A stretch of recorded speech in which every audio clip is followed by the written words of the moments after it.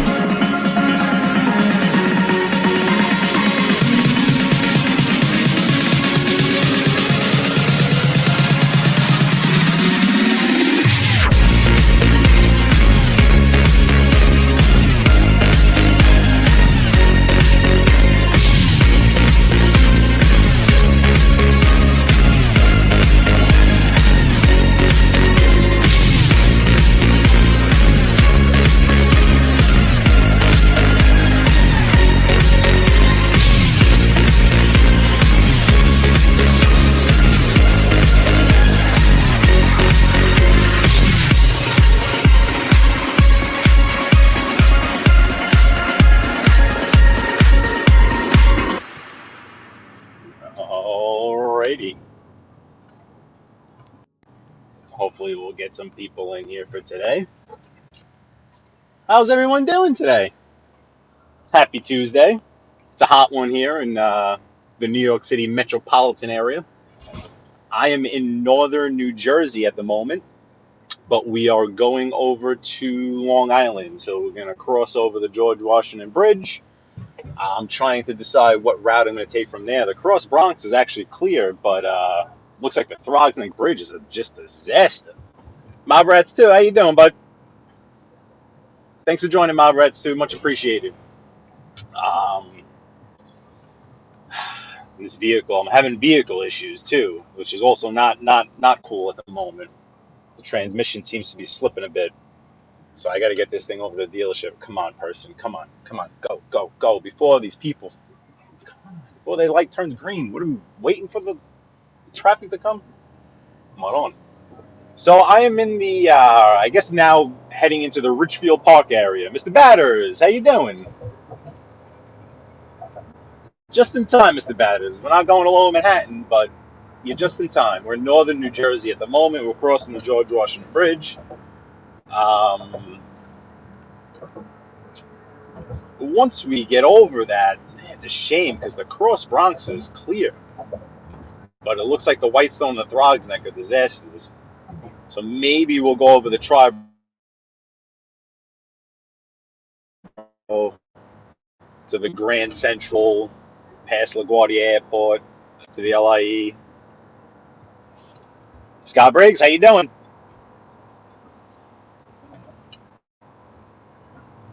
No, bad tranny is probably worst case scenario. I'm dealing with probably worst case scenario. This thing, it has the CVT transmission, continual, the Japanese transitions where it doesn't shift gears. It's almost rides like an electric vehicle where it's just a continuous transmission. And they've had problems with them ever since they started coming out with them. And this is my work vehicle. It's great. What's real? How you doing, man? I saw you before. What's real? I saw you say hello. I tried to say hello back, but I guess you must have been gone already out of Mobland's chat. But how you doing? What's real? Anyway, my it keeps slipping, and it'll do it every once in a while. It's always done it every once in a while, but now it's starting to downshift on me where I was on the turnpike before and actually downshifted.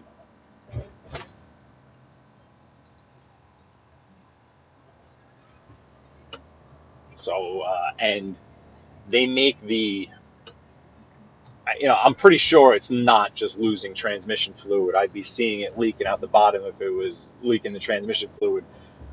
Uh, I was over at my warehouse, and another guy I work with we were trying to get the transmission cap off the dipstick for the transmission cap, and it's like I don't know if Nissan puts a special tool onto it or what, but you just can't get it off. It's impossible to get off.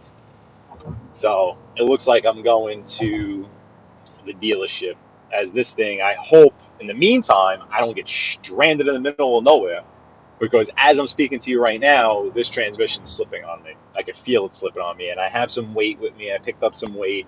I have a few 100 pounds.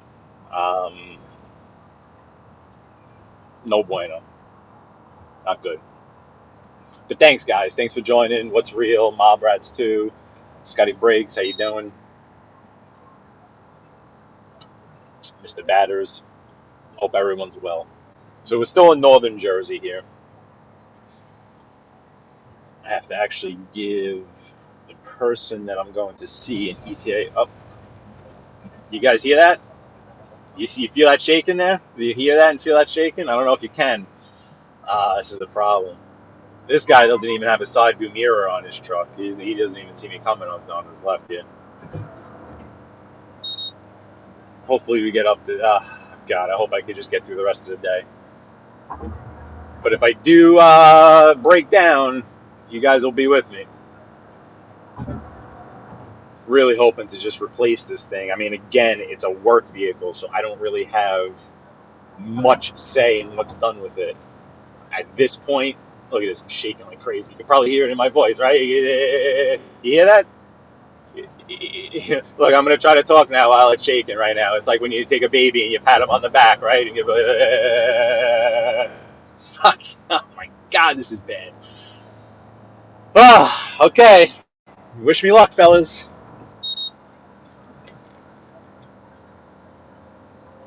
No, I'm not, my Abrats, too. I'm not. I'm going straight up the hill right now, though. I don't know if you can notice it. I'm not beating it at all. I'm doing 45. It seems to be more in this like 3/4 throttle range too. When I actually slam it, because I tried to slam it before to test it out while I had my boss with me, and it wasn't doing it, of course. But I feel like it's more at this mid-range throttle where I start this just shaking. It almost feels like I'm going to stall out. It's scarier when you downshift though. When I'm on the highway and I just start to downshift real fast. All the you can hear the coins in the car shaking. Yeah, no, Scott Biggs, that's my vehicle. Right now, it's happening again now. Right now, it's the transmission. It's the CVT. It's going. I have to try to get the hell out of Jersey, back to New York, back to my spot, and I guess back home before I have any major issues. And then tomorrow, I'm gonna have to get it over to a Nissan dealership. I don't know. I'm gonna have to figure this out. It's a disaster. I'm probably gonna have to rent the car. Oh, what a disaster. Okay, George Washington Bridge. It's never easy. Fort Lee, New Jersey. George Washington Bridge. We'll go up a level here with the trucks. We'll get all the way over to our left. They went cash. See, right there? That was another little hesitation. If I downshift, you guys will notice it too. Right there, I'm shaking again, shaking again.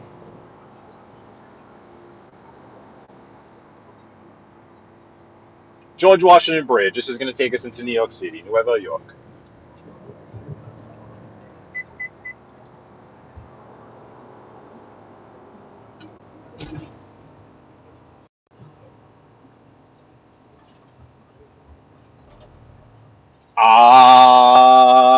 Mob Rats 2. I can try that when I kind of get closer to my destination and see how it works out. I could definitely. I know. I've spoken to a few people. My buddy, the mechanic up in Vermont, he was the one that actually helped me find the transmission stick on this thing because it was hard to find. And typically, once this starts to happen, and the transmission is just it's gone. Spoke to a couple other people too. They said to try to either sell it, get rid of it before it completely goes. But that's a good question. I could definitely. Saying I can't peel my eyes to the chat right now, but I think you're saying if I hold the gas and the no, what's real? It's not the wheels doing the shaking. It's the actual transmission slash end that's actually doing the shaking. Doing it right now again, shaking hard.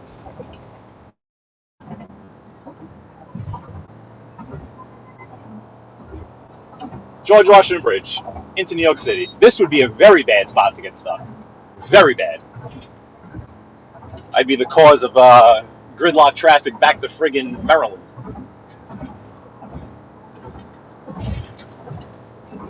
Edward Jimenez, how you doing? Thanks for joining, Edward. We're headed into the Bronx, Cross Bronx. I can't stop in the Bronx though, Edward. I'm sorry. I have to head over to Westbury. Oh, I forgot to give this guy my ETA. What is my ETA? So if we go this route, which I think I'm going to go this route, because this one's a little more interesting. But if that's the case, I got to start to move over. But we can worry about that. 6 minutes faster if I go this way. All right, I'm going to give this guy an ETA of 3 p.m. That's what time I think I'm going to reach my first stop is 3 p.m.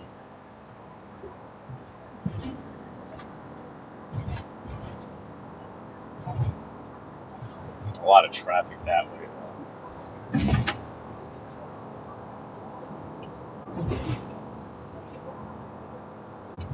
Yeah, this way that I'm going to take you guys is saying it's 6 minutes slower. But all right, so I'm going to give him an ETA of 3 p.m. But I also need to get off. Ooh, like right now. Sorry, guys. I'm so muscle memory into going to the Cross Bronx. I usually never come to the Harlem River, but let's go this way. So we're not. Well, Edward Jimenez, I kind of lied to you. We're not going to go into the Bronx. Usually I go across Bronx Expressway here, but we're actually in Manhattan now. We're in Upper Manhattan. We're going to take the Harlem River Drive down to. We're on the east side of Manhattan, heading south, and we're going to go down to the Triborough Bridge.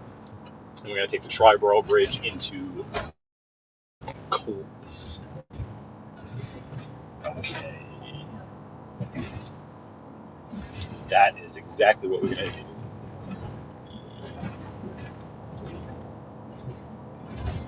Typically, the Cross Bronx is a disaster, but it was actually clear. But the Throg's Luck in the Whitestone, they got this construction going on. It just makes it brutal. All right, so I sent him my.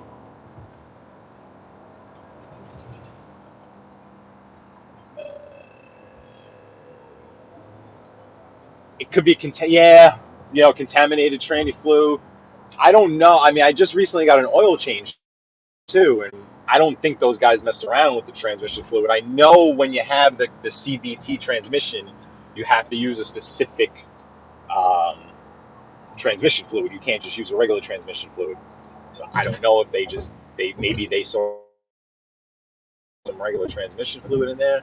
I don't know. Like I said, it's not a new vehicle. It doesn't have a ton of miles. It's a 2018 with 93,000 miles on it. Mainly highway, mainly. It's a work vehicle. So we're in Manhattan. FDR Drive.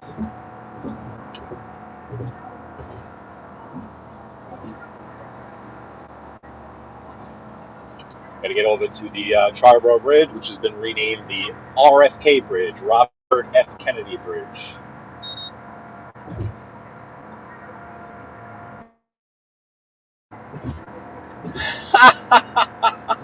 That's what it sounds like. Edwin Jimenez. Oh, you're funny. Yes. See, now I'm gonna press it now. Let me press it. See, when I press it, it's fine. See, I mean, I just got it up to 75 and I was okay. Well, it's phone call time. I get you guys can listen in. Hi, this is Mike. Oh, I missed it. Maybe it was a butt dial? Yes, my first name is Mike. Feel free to call me Mike. That's not a big deal. Missed this call though here. What's up with this? Please call me when you have a minute. I just tried answering your phone call. All right, let's see how this goes. All right, so we're gonna make our way over to the RFK bridge. This is the exit for it. No one's gonna let us in, so we're just gonna have to do our thing and get in ourselves.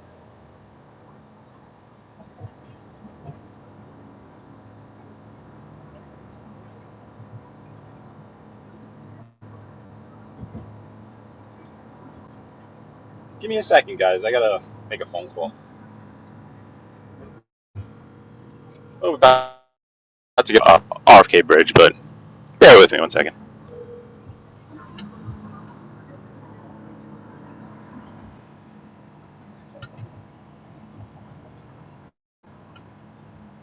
Hello. Hey, RFK, it's Mike. Hi, how are you? Good. How are you doing? Good. You're bringing the travertine samples tomorrow, right? I don't believe I have Travisine samples for you. The, We spoke about it last week. oh, sorry, which ones again were those? The light travertine 12 by 24 vein cut? The tile, the 12 by 24. You're saying, right? Yeah. Oh, okay. It would probably be later in the week, not tomorrow. Unfortunately, I can get it to you, but not it wouldn't be tomorrow. It'll probably be later in the week. But I can definitely get it to you. I mean, late in the week is only Thursday or Friday. Yes. Okay. I also want to see if you can bring one by one light travertine. Okay. Same. So same stone, but in a one by one. Yeah. Okay. Work together. I'll check on that. Yeah, but as soon as that we have it there, I can definitely get you that too. No problem. Okay. Okay. Please. Yeah. Try to bring it on Thursday, please. No problem. As soon as possible. To you. Thank you so much. You got it. Bye bye.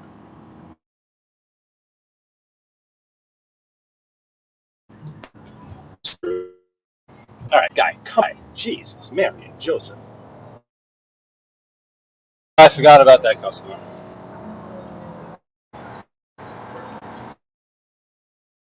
How you doing? Hope you well, David S. Cameron. We're on the Triborough Bridge now.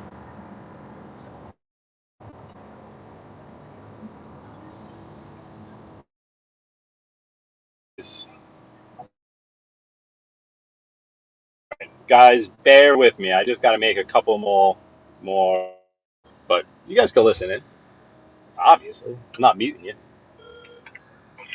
Hey, quick question. It's been doing it like crazy now, by the way. Just to let you know. Just to validate, the craziness. It. I completely forgot. I was supposed to grab a sample for home tiles. That lady Ricky. The 24 ivory vein cut, and then also one by ones. And I was supposed to bring it to her. Is there any way you can UPS that shit out to her, like ASAP? Anyway, like. I mean, today looks tough because I just got a couple next day here. Okay. But tomorrow. Yeah. Can you get it out tomorrow, like next day? Is that possible? I'll get it out tomorrow. Is there like an email? Is there an order already written? You know what? She called me last week. She just. Oh yeah. I go to grab jersey. I'll grab you. And I forgot. So what is it? What material is it? That way I can. Ivory vein cut 12 by 24. RGL 17224. And what else? The one by one. It comes in a one by one, no? Not much.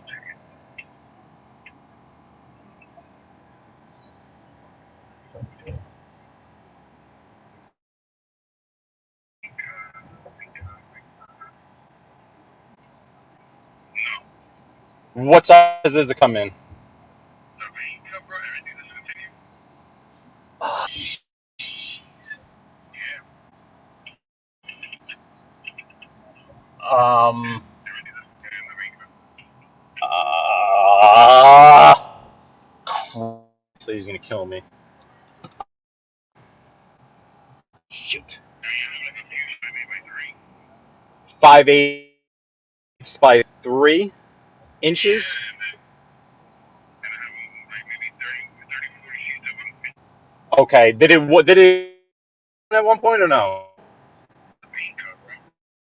I didn't think so. Um. Crosscut won't work. We got a crosscut 12 by 24, 1 by 1. You know what? And the Can you send her one vein cut 12 by 24, and then send her the cross cut 12 by 24 and the cross cut 1 by 1? okay, you got it. I appreciate it. Thank you so much, man. You got it. Okay. Okay. Bye bye. YouTubers, I am sorry. I'm back with. Sorry, we're trying to fix a problem. I completely friggin' forgot about them. Samples, and so I'm having someone try to fix that problem for me. I think she said vein cut, right? Because there's vein cut and there's cross cut. Two different types of cut of the stone. Mr. Cotrain is with us. He would know. Scott Briggs, yes, the tribe. Thank you. You're doing my job here. It connects to three boroughs: Manhattan, Bronx, and Queens. So we're taking the route into Queens, Mr. Briggs. David S. Cameron, I'm pretty sure I said hello to you. If anyone else came in, oh, Maddie Marinara, how you doing, Maddie? Thanks for joining. And again, sorry guys, had to take that phone call, had to take care of that because I am not going to make it back to Jersey anytime soon. So they're going to have to UPS that stuff out for me. Is basically it's going to have to work. Cuz, oh, how you feeling, cuz? Hope all's well. Hope you doing all right? Down in the city of brotherly love. Cuz, hope you well, buddy. Yeah, and David, thank you, Scott Briggs, for explaining this all. I appreciate it. Yeah, and it was renamed the RFK Bridge.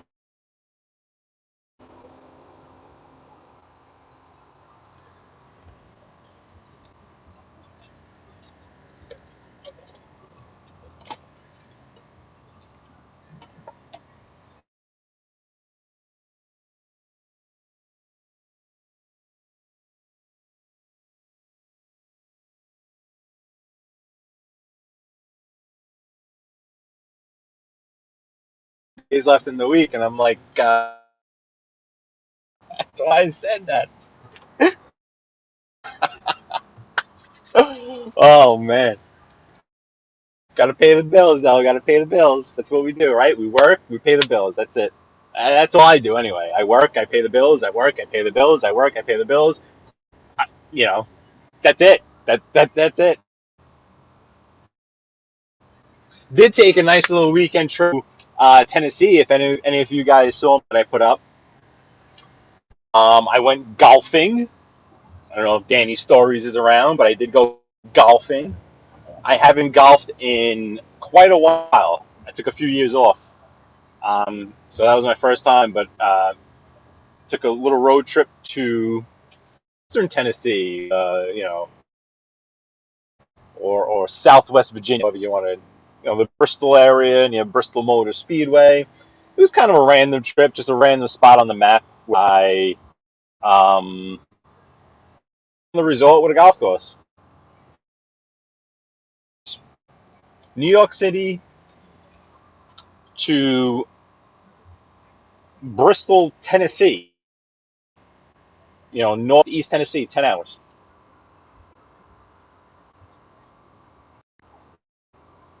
James Jameson, hello, sir. Thank you for joining, James. We are on the Triborough Bridge. We just came from New Jersey. We went over the George Washington Bridge into Upper Manhattan. And then we hopped on the Triborough Bridge which is what we're on right now. This traffic should ease up a little bit as we get near LaGuardia Airport.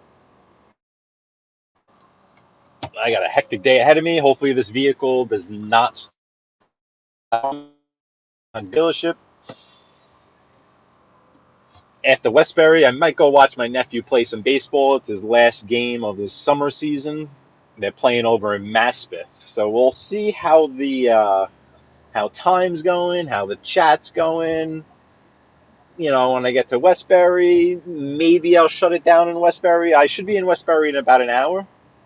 Maybe I'll shut it down when I get there. Or if we got a bunch of people with us and we're all hanging out, I'll take you guys back with me into Queens, into Maspeth, Fresh Pond Road. I'm sure you guys have heard of Fresh Pond Road before. There was a lot of um, organized crime activity back in the day on Fresh Pond Road, Maspeth, Ridgewood, that area. Not an area I'm particularly uh, overly familiar with, me being a southern Brooklyn kid, Marine Park, Bensonhurst, Gravesend. I don't know those areas up in northern Queens as well, but I know Maspeth, Ridgewood, Fresh Pond Road, and I know his game is at a park. The address is on Fresh Pond Road in Maspeth, so we'll see. We'll see how it's going. Scott Briggs, I am going to Westbury. I'm going to Westbury right now, off of Old Country Road. Old Country Road and almost by like Grand Boulevard back there, the real industrial area.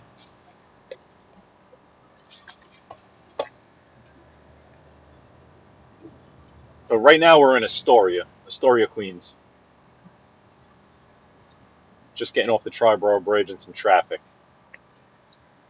So midday, 2 o'clock in the afternoon. It's hot as you know what. My vehicle says it's 104 degrees.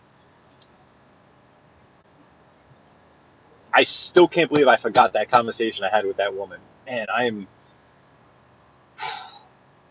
part of the reason why I took that trip to Tennessee was just to unwind a little bit. I am unbelievably,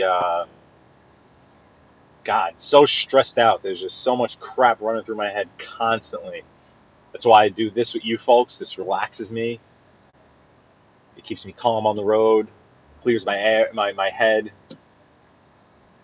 But that conversation I just had on the phone is a perfect example of when you just get overly stressed and you have so much stuff run through your head. And you're always worrying about this and that and this and that. And you have a simple conversation with a woman. I was on the phone with her for an hour last week, going over different products, this and that, this and that, and this and that. We finally settled. I told her, yeah, I'll be in Jersey on Tuesday.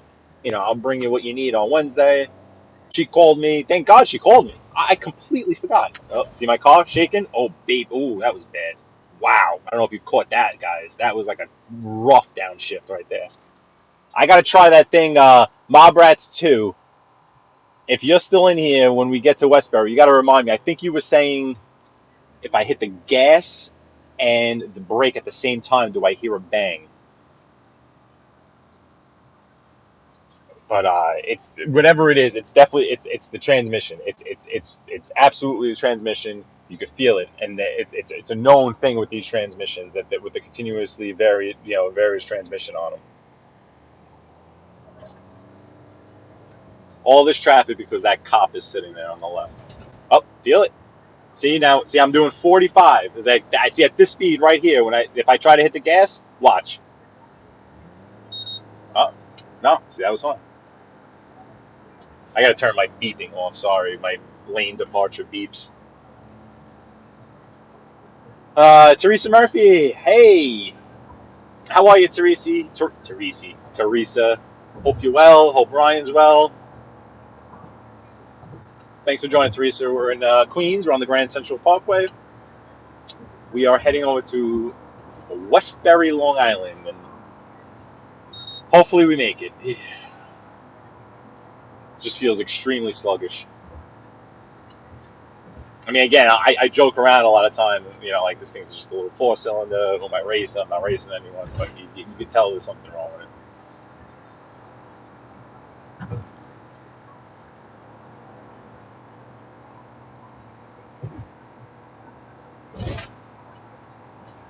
it does all completely, Scott Briggs. It gets that point where it feels like it's going to, like if I have my foot on the gas, it'll get to that feeling where that point where it's feeling like it's going to stall out and it won't go anywhere. I have to release off the gas and then get back on for it to go somewhere. I don't think it's good, Scott. I don't think the diagnosis is going to be a good one.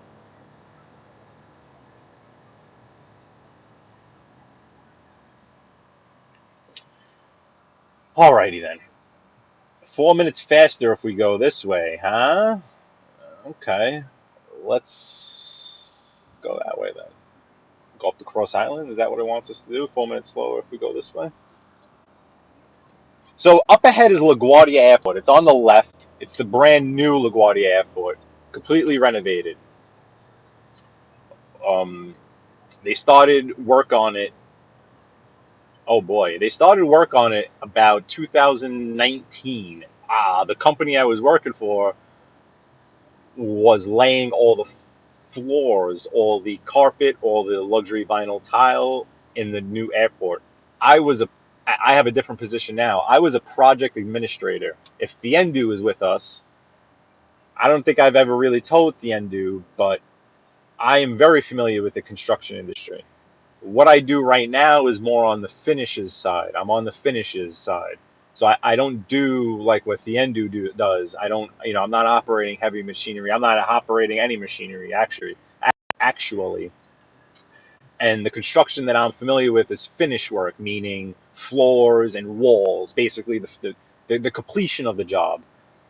Um, so at the time when this project started here at LaGuardia, around 2019, 2020, beginning of 2020, I was a project administrator, which meant that I was the liaison between project manager on site here and the owner of the project, which was based in New York.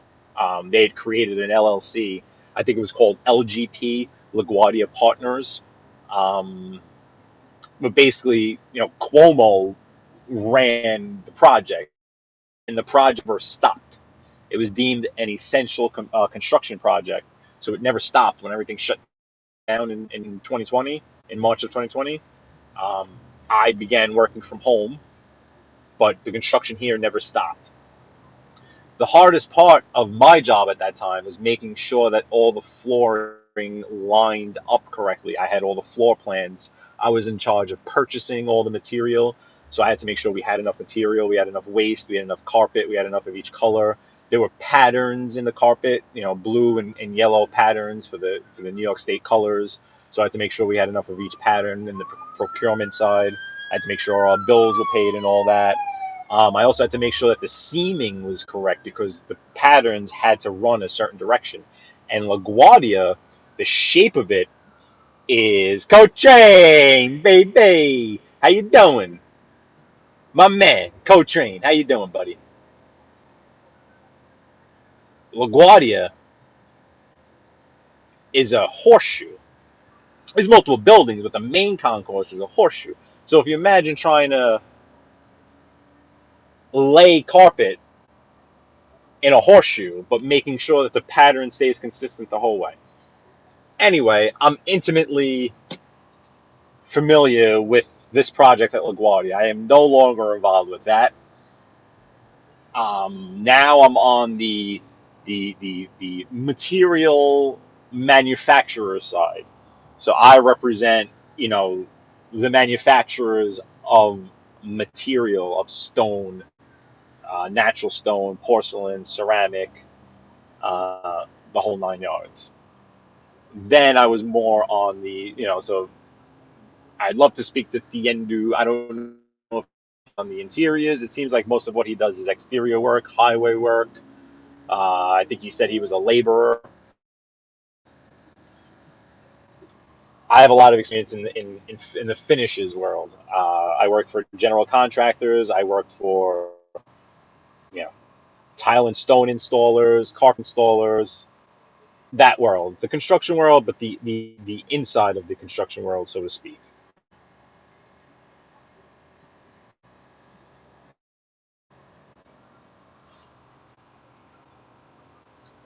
That's awesome. Coach Train at Fenway, I'm assuming, right? They're not here, right?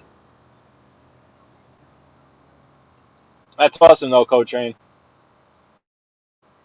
And I hope you got my message on IG, Mr. Coach Train. That's a tough one, honestly. I don't know if you read it, but typically I say no. Leave her where she's at, but just under the assumption that she's playing for the best team that she can play for, and she's playing against the best competition, and they're facing high. You know, that's what I'm trying to say, because you don't want her to be the best on the team, best in the league, and not get better in doing that. If she's the best on the team, and she's clearly above and beyond everyone else, that's fine. If she's playing the best on the best team in the area and she's playing the best competition in the area, I don't see an issue with that. I've seen it sometimes. I didn't see it as much with baseball. I think just the physicality of boys and girls is a little different, where you have a huge difference between a 14-year-old and a 17-year-old. You're talking about someone that's just getting into high school, as opposed to someone who's just about to go into college.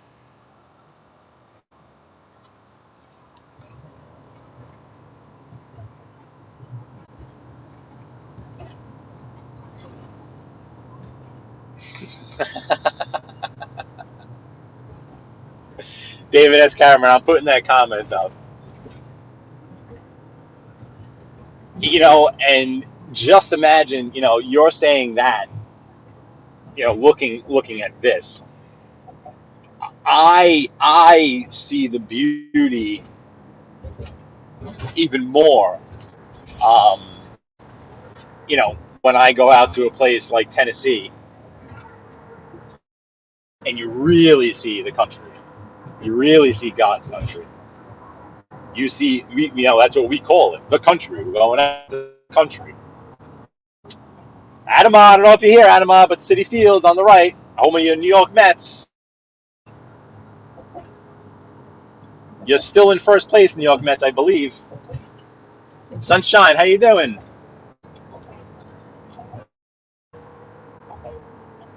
And I appreciate that, Sunshine NYC. Thanks for joining. We got a nice little group of people here. If you knew them, we're in Queens, heading over to the Cross Island Parkway. This here is kind of like the Van Wyck. Oh, here comes the shaking. Here it comes. See, I hope this guy didn't come. You guys can really feel it. It's going to start shaking bad now. I know it's going to.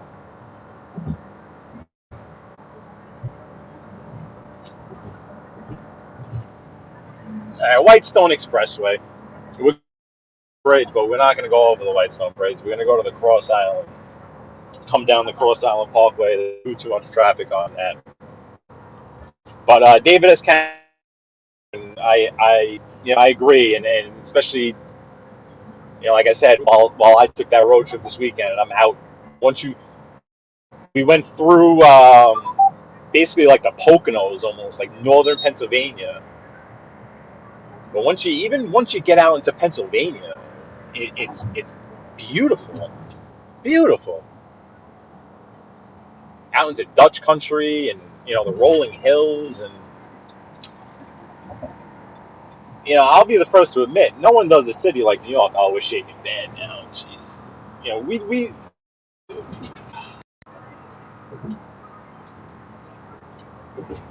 Yeah, I'm sure LA comes close. I'm sure Chicago comes close, but these two are beefing in front of us right here. This Mustang's all over this RAV4. All over him. I'm gonna start shaking hard now. Oh, God. Joe Delamora, how you doing? I didn't see Adama. What's up? There he is. Adama, we just passed the home of the New York Mets. And my new friend here, Emil. Hello. Welcome. We're in Queens.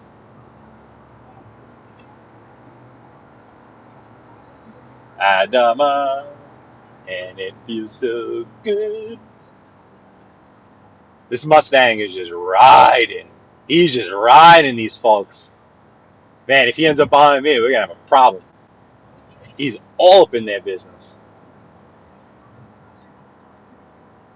So that exit on the right there is to go back up to where we just came from, basically, up to the Bronx. Look at me, I'm shaking. I wonder if you guys can actually see the vehicle shaking when the transmission does that.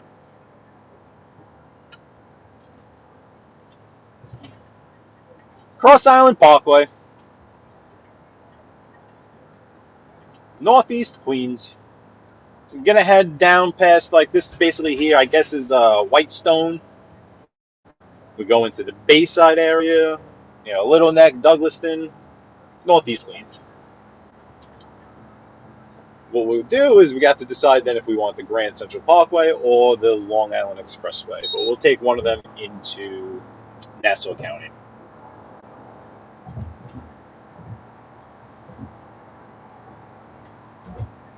Looks like Google wants me to take the Northern State, so we'll listen to Google. Traffic's fairly light today.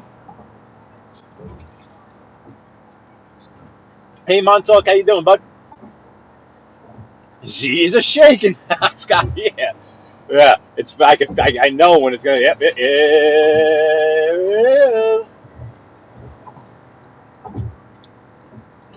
Unbelievable. Just what I want to do is go to a friggin' car dealership tomorrow. This is just what I want to friggin' do.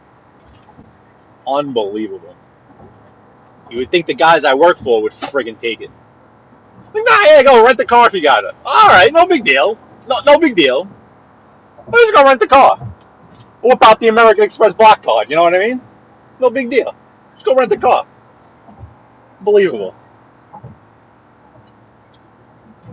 At the current moment, I don't have my own vehicle at the current moment because I have use of this work vehicle 24/7. So, my vehicle is really, this is it.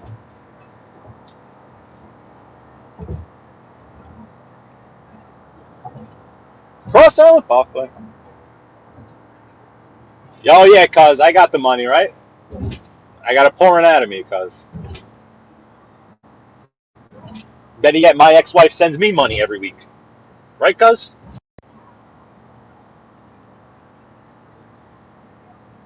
I got too much, I don't even know what to do with it. She's sending it to me. I'm like, what am I going to do with this?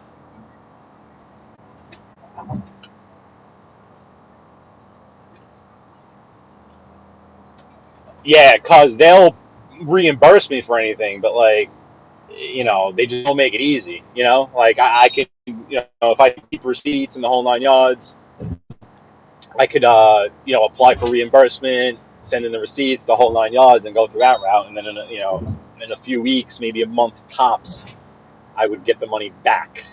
But anything I do here, I gotta lay it out, which is, not easy to just do that. For me, anyway. Because, like I said, I work, I pay my bills. I work, I pay my bills. That's it.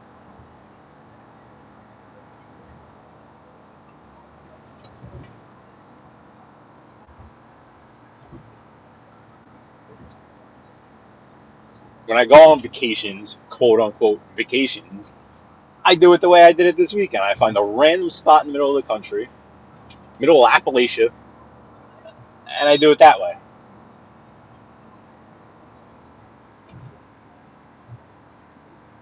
Yeah, cause I'll get it back, but Montauk. So Montauk, I firmly believe in my heart that yes, this weather that we are experiencing right now. Well, the past 2 days has been a heat wave, right? Well, above 90s, very hot and humid.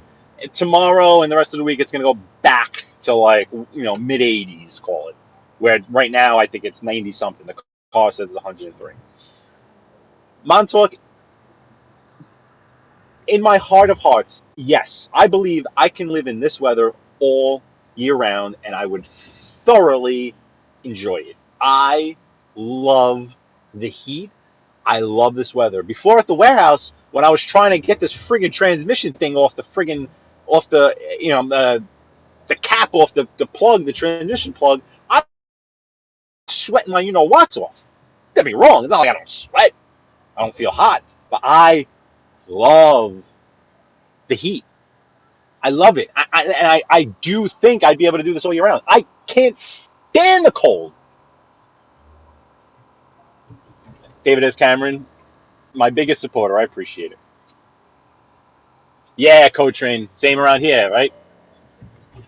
Same around here. It's today is supposed to be the last of the really really hot days. But like, that's the whole thing too. Because I've always made the argument that I want to live in Florida, or I want to live in that climate. I want to live in a tropical climate.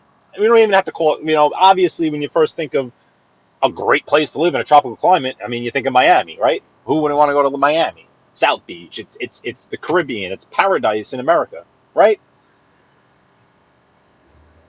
I, you know, I just the argument that people make all the time is like, oh, Florida's too hot in the summer. I checked the weather yesterday and Co-Train. Same with Boston, I bet yesterday. It was hotter in New York City yesterday than it was in Miami. We get the same friggin' heat in the summer. It's the same thing. So we get this, like, we live in a freezer for half the year, more than half the year. We're in a freezer, a 32-degree freezer half the year. And then the summer comes and we get the blistering heat. Miami is room temperature all year, and then they get some blistering heat, and everyone's like, oh, but it's so hot in the summer in Miami, it's humid, blah, blah, blah. And I'm like, oh, but it's 100 degrees right now here.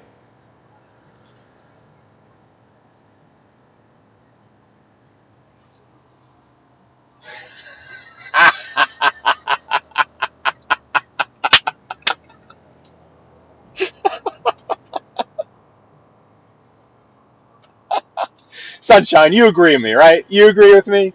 I mean, like, if you don't like the cold, right, and you enjoy the heat, then why would you say to that person, yeah, but it's too hot in the summer in Miami? Like, no, it's not. No, it's not. Like, no, it's not. It's friggin' hot here, too. But then it just goes to room temperature. We turn into a freezer, a literal freezer, ungrateful Yank. I know, man. I don't know how you folks do it over in Europe. I'd be a depressed SOB if I was over in Europe, man, without the sun. Oh my goodness. But you know what? Even though, like I mentioned, my friend again, my best friend up in Vermont. Vermont in the summertime is beautiful. It's just as warm as it is here. Yeah, it's religiously 10 to 15 degrees colder than it is here in the winter. So here, if we have a typical 30-degree day, it's going to be a typical 15-degree day there. If we go down to 1 degrees, they're going to go to negative 10. You guys hear that little transmission hiccup right there? Hey, Joey, Mr. Looney. Can we call you Mr. Looney? How you doing, sir? Cheers. You know what, Scott? Um, it is. Just me in particular. Like, I don't even want to leave the house. I don't even want to walk outside to grab the mail. Like, but yet in the summer, like today, like a day like today, I'll do anything I can to be outside. I'll just stand outside just to stand outside. Where in the wintertime, it's like, I don't want to go out there. Oh, ooh, ooh. Listen, guys, yeah, ooh. Let me see now. I'm going to try to accelerate now. Let's see how this goes. Yeah, see, once I let the skipping go, then it accelerates fine. Hey, Fish Tank, how you doing? We're in Queens, Fish Tank. Cross Island Parkway, about to get on the Grand Central, going over to Westbury, Long Island. And then back to Maspeth. If you guys are still with me and you guys still want to come, I'll keep it rolling back to Maspeth. If that's the plan. I mean, his game doesn't start until 6 o'clock in Maspeth, though. So I don't know if I should be really doing a lot of driving around with this transmission, though. Fish Tank, if you just got here, I got some transmission issues. So if you see the car shaking and it sounds like I start talking like that, like I'm in Iroquois. I'm not gonna make the joke. Like I got feathers coming out of my head.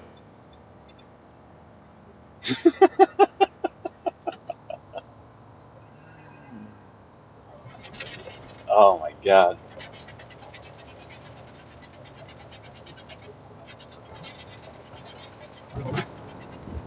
If you haven't already, if one of my fine moderators can get rid of my those sex pots we got there, please. Thank you.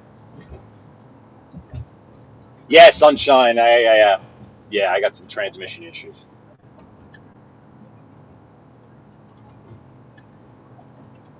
Yeah, Coach Ran. I figured I'd get your attention when I started talking about trannies. I knew you'd come out of the woodwork. Not those type of trannies that you like, Coach Rain. The one that's in my vehicle. Well, the one that's under my hood. Well,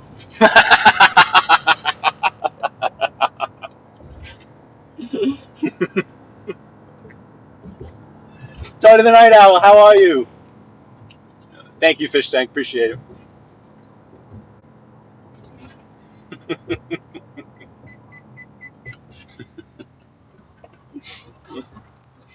Oh, what a day! What a day! What a day! What a day! All right, so we shouldn't hit much traffic now. We're on the Queens border, on Eastern Queens. We're gonna cross over into Nassau County in a minute.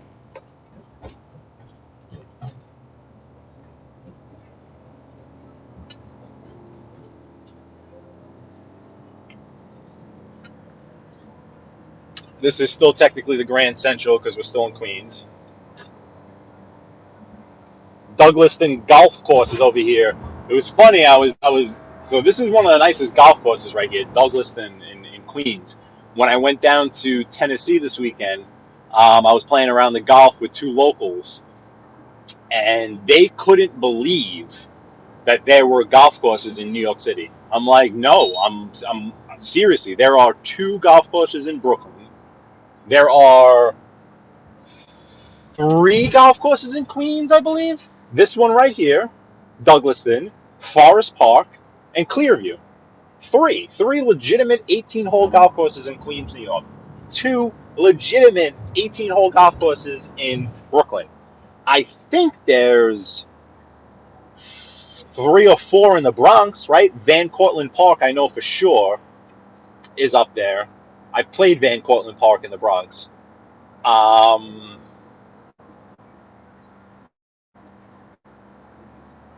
I feel like there's another one up this, but there are multiple full-size, legitimate golf courses in New York City, and they couldn't believe it. They also couldn't believe that it took me 10 hours to get to them. 10 hours flat, especially if you leave at the right time. You leave at the right time. That's coming back on Sunday. We left at checkout was at 12, which was nice. Get that extra hour, but we left at 12:30, and we stopped one time for gas.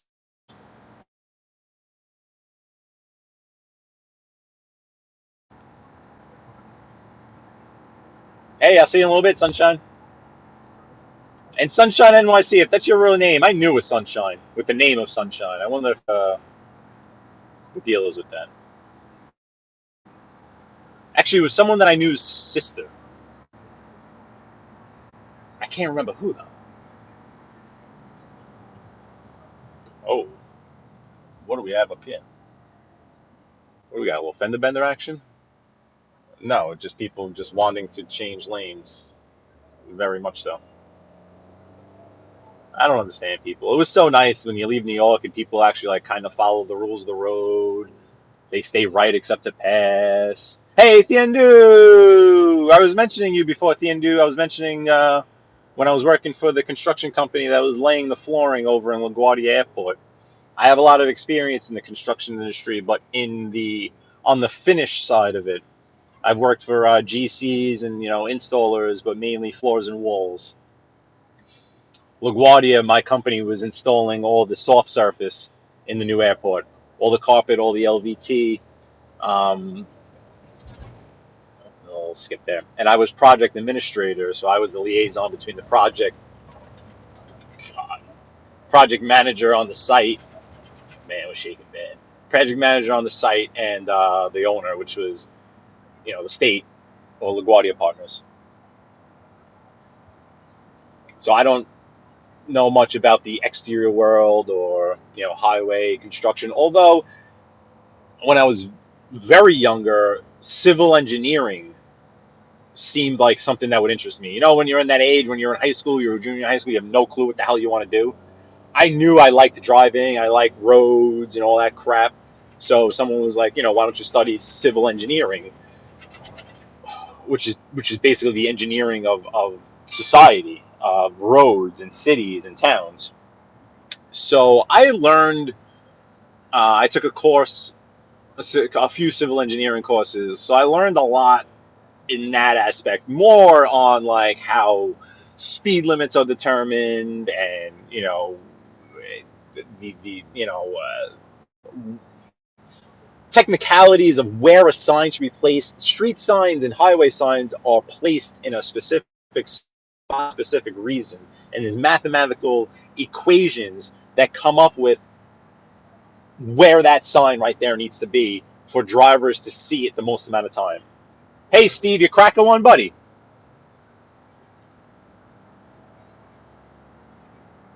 So, you know, civil that was interesting. Civil engineering. That what was also interesting. See, and I wish I was older, or I wish I would have recorded it, or I wish I took notes like a good student. But we had a special guest that came in, someone who had designed or helped design or had studied the design of the fireproofing that was used in the World Trade Center, the original World Trade Center. And he came in and gave a lecture on exactly why the buildings collapsed. Because I know there's a lot of folks out there that have different theories on what happened September 11th, 2001. I know everyone on here is very, very, very good paisan. Mr. Carlos has some different opinions. I can't tell you I remember exactly the details of everything. Man, I wish it was recorded. I wish. But I know that gentleman came in and he gave like a 2-hour lecture on exactly why those buildings fell as they did. And they actually did exactly what they were supposed to do. They stayed up long enough. I'm not going to get into this subject, but they stayed up long enough for the people below the impact to get out. They were never, there was never a design to, protect people above that type of impact like that. But they had planned for an impact like that. They did not just tip over. If those things tip over, I might be dead. I was only like a mile away at the time. And they were designed to implode on themselves to minimize outside injury. Another thing that I do remember is that I remember specifically the gentleman telling us that when they tested, like the Endu would tell you, like firewood, certain wood is fire rated. So certain wood is not fire rated, meaning that there's like a fire retardant put on the wood to stifle any fire. The fireproofing, those buildings were designed also with a brand new building technique, that crisscross technique. That was a new design at the time, where the interior beams weren't just up and down parallel, they were actually crisscrossed. I remember him specifically saying that fire retardant had been tested and passed, but that they never expected it to be an actual fully gassed up commercial jetliner that would hit it. It wasn't, the building wasn't prepared for that much gasoline and fire. Small plane, from what I understand, if a small plane would have done the same thing, It would have helped. Anyway, I'm getting off of that. I'm getting off of that. We're in Long Island, Nassau County, the suburbs. All right, you're going to cut me off? Let's do it, buddy. Come on. Let's do it. We're going to take the Northern State Parkway. We got to go over to the Wantaw Parkway. Wantaw Parkway down to Westbury. Once we get into Westbury, then I'll determine my my next steps. If this guy looks at me one more time, I'm going to get out and snuff him. Yeah, that guy. Man, you should have seen me this morning. We're in traffic, and some guy behind me starts beeping at me. Oh, man. And then he beeped again. And then he beeped again. In traffic. In traffic. Oh, you guys should have seen it. You would have loved it. You would have absolutely loved it.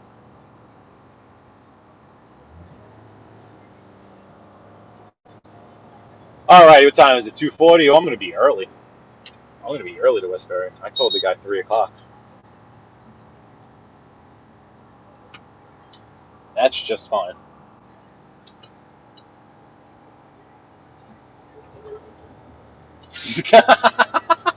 Coaching. That's right, coaching, because you've only seen calm skip. You've only witnessed calm skip.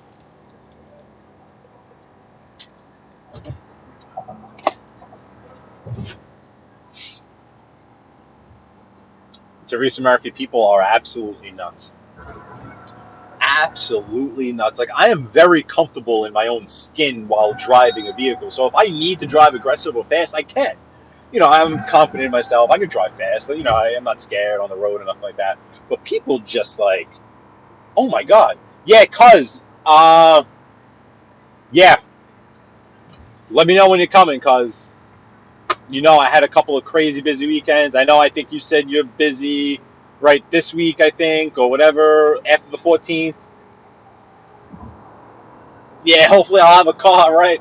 If not, you're going to have to drive me around. We'll do some work together. But I hope when you come up to New York, you're gonna join me for a trip with Skip. I think the audience would like that, bro. I think the audience would want to hear from Cousin Paulie.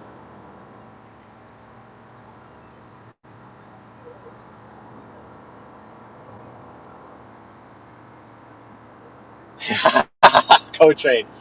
I guess you could tell by watching me now. Like I try not to. I just chill. I try to chill.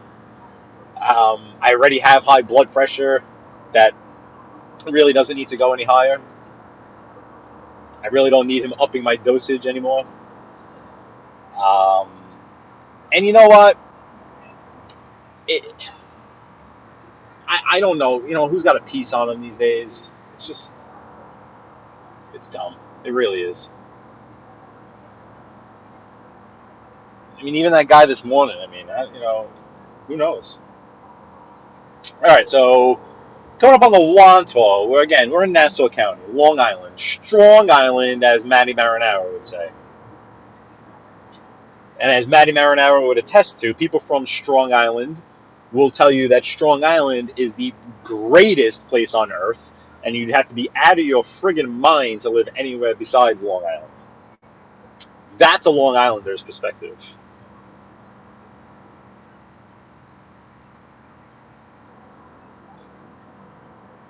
Long Islanders love Long Island.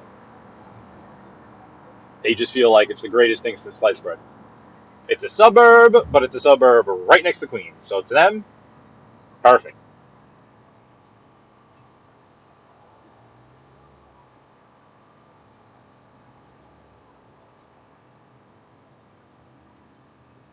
So this is the Wantaw. It goes down to Jones Beach.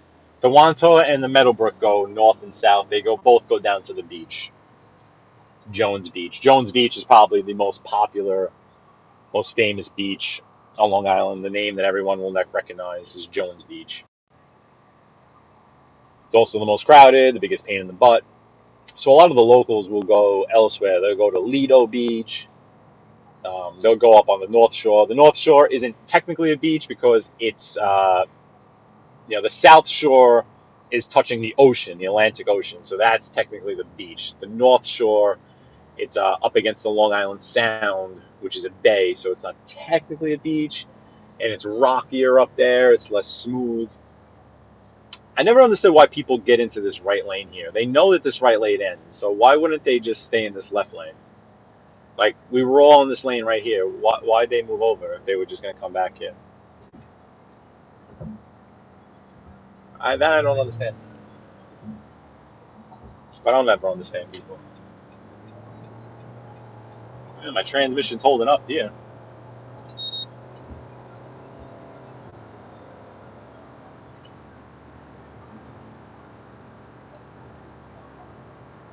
Alrighty, Old Country Road. This is going to be our exit.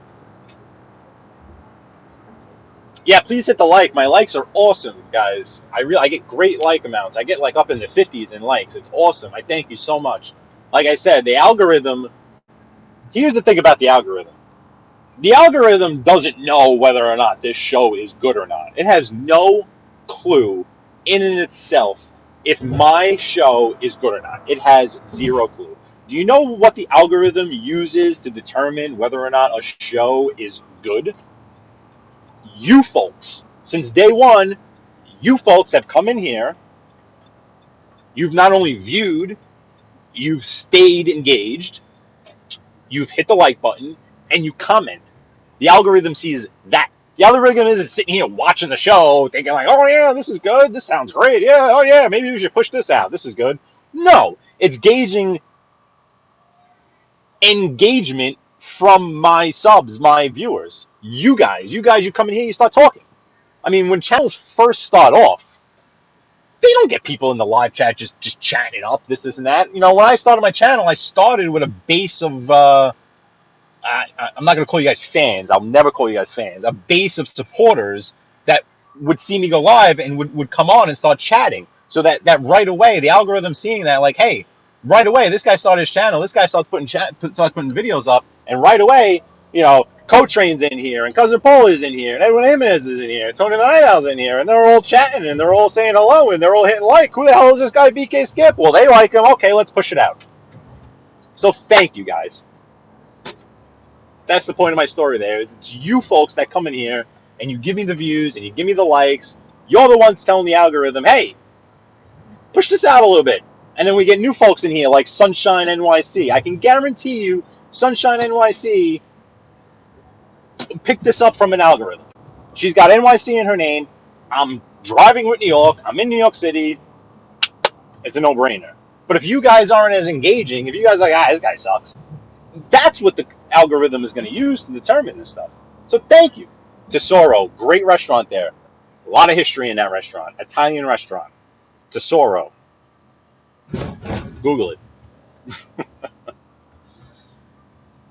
All right, let me finally got to a red light. I can come see, make sure I'm not missing anyone in here. Thank you, David S. Cameron. Much appreciated, buddy. Yeah, Century 21 was my favorite. Oh, my God. Scott Briggs, you know Century 21? Yeah, that was my favorite. You used to find the most high-end stuff for the cheapest prices there. It was great. And Sunshine. Yeah, I don't know if you heard me before, but I forget who now, but I think someone I played baseball with in college, his girlfriend's sister was named Sunshine.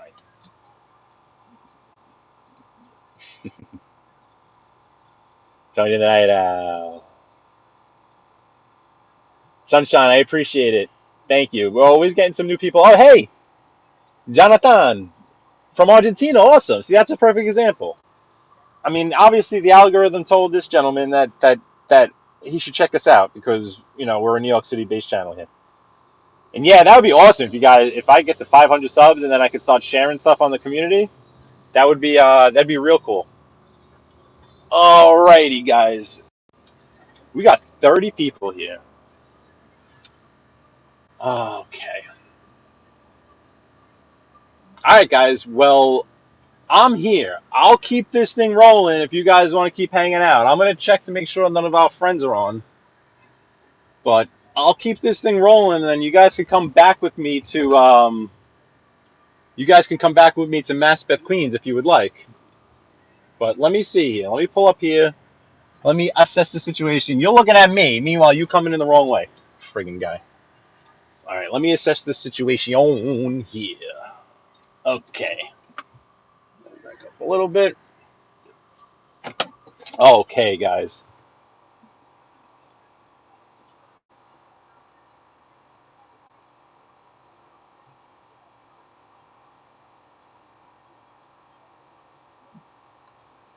Sunshine NYC, do you have yourself a channel? Because I think I might have come across... Let me check you out, Sunshine. Yeah, Sunshine, you have a channel, don't you?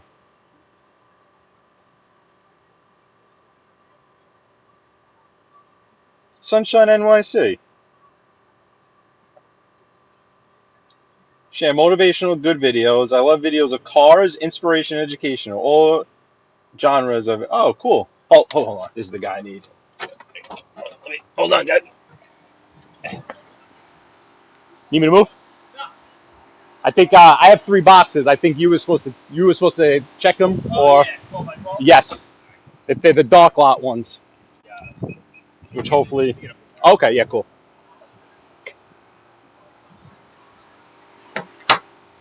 Sorry, guys, this will be just a minute, but yeah, Sunshine. I see. I haven't streamed in a few months. Oh, okay.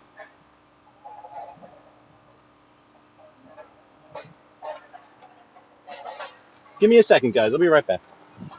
Okay. So you have. Yep. And then also just a couple of samples here. This is not you. This is Sienna. That's that. Yeah, I know they were specifically lot 3, which apparently was the darker lot. Perfect. Yeah, I think So there was 1, like 2, 3. 2 and 3 on Yep. there. They were pulled specifically for you guys. And then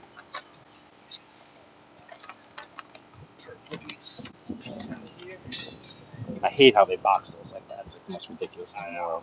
Yeah. Ship. Yeah, that looks better. Yep. Okay. All right, cool. And these are also for you. I believe they're samples. Samples. I don't think it's an order. I think unless it's a patch job or something, it's probably just samples. And then these, I think I'm gonna email Janice and DJ and see if they want them before I even leave them. Like It's a ceramic. It's ceramic. Okay. But I mean, Yeah. you know, like it's one of those things where I don't want to just leave them because I can see them just going right in the dumpster. Yeah. I would say email them, but I Yeah. would say we Probably not your market. Yeah. I wouldn't think so. I'll shoot them an email. I will. I definitely will. I definitely will. All right. So Alrighty. Right. You have a good one. All right. Thank you. Man. Thank you for your help. I appreciate it.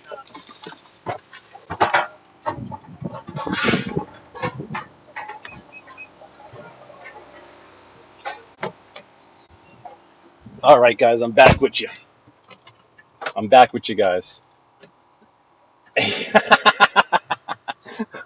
Sunshine, I'm gonna drop your link in here though, just so people can check you out. So if you decide to start streaming again,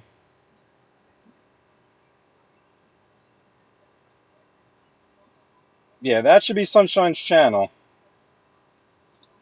Looks like it's in New York based. She's into vehicles, she's into cars and stuff like that. So let's check it out. Let me get out of these people's way, even though they usually don't care when I hang out here. But they got a lot going on. So let's get out of here. Let me pull over. I think you know what? Yeah, I'll make another stop in Albertson with you guys. How about that? I think I only lost 5 years. It's not bad. All right, let's see. All right. Yeah, co-train. That was a lot issue. This is they had ordered what we call a lore, but it's really like a Bardiglio. It's a gray, and the lot goes very light to very dark. And they had picked up some, and they were doing a checkerboard with it. And the lot they had was super light, so they wanted a new one. So we hand picked them out a different lot and brought them the tiles in the darker lot. That's why he was checking them to just make sure they were darker than the ones that he originally had. With natural stone, obviously the variations are just Insane. Um, Fellas in the chat, I'm checking now. I don't see anyone live at the moment, but please, if anyone of our friends goes live, please let me know, okay? Because I've been on for an hour and 16 minutes here. I see the airwaves open at the moment, but if someone like Mobland would have come back on again or whatever, please, please, please, please, please, please, please let me know. Let me run through this chat a little more here. I don't know about the Deek about tiles. I know guitars are yeah, yeah, Scott. I'm a Finnish guy, tiles and all that. The way they box these tiles is so ridiculous too. I repackage everything before I even deliver it. It's so ridiculous. Pain like Bane. I know you dropped Joe link, right? Yep, I see it there. Perfect. Just wanted to make sure there wasn't anyone else in here. Edwin. Edwin's always awesome. Sunshine. Yeah, you're welcome, Sunshine. Thank you for joining. Thank you, thank you, thank you, thank you, thank you. Just want to make sure I didn't miss anyone else. This algorithm is not as interesting as me. Yeah, you know what, David? You're right. Like it is and it isn't. I don't think it's as it. Again, I don't think it's a robot sitting there watching the shows saying, "Oh yeah, this will work." It's just a system that's picking up all the different um, engagements that occur on the video. It's watching your guys' reactions to my videos. Okay. If you are there any suggestions for like what I do? In what I do, I know that there's Action Kid, who's now down in Miami. There's Dutch Maz, who's in Coney Island, and then there's the Walking New York City guy. I don't think anyone does live driving. Obviously, Mooney Dashcam is great, but he's not live. I have a feeling he might start going live soon. Danny Stories, what's up, buddy? Danny Stories is also a content provider who also has a channel. Sunshine, you're gonna want to check out Danny Stories. I'll drop his link right now. But anyone new in here,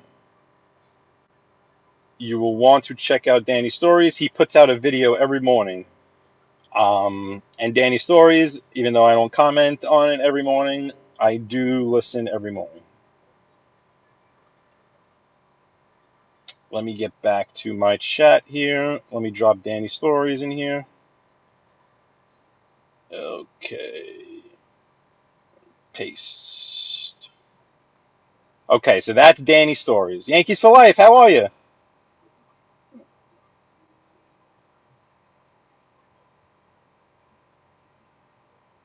Yeah, Sunshine, there you go. That's Danny Stories, that one right there.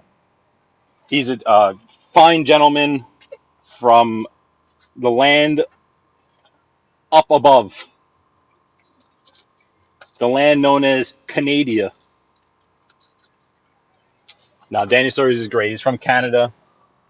Okay, so we're going to make another stop in Nassau County before I start heading back to Queens. I forgot I have something else here for someone in Alberton. So let's continue on in Nassau County. We still got 30 people. Yankees for life. That's a good question, Yankees for life. You didn't have one. You didn't have one and you lost it, right? Just make sure that's not what you're asking, right? I just want to make sure that's not the case.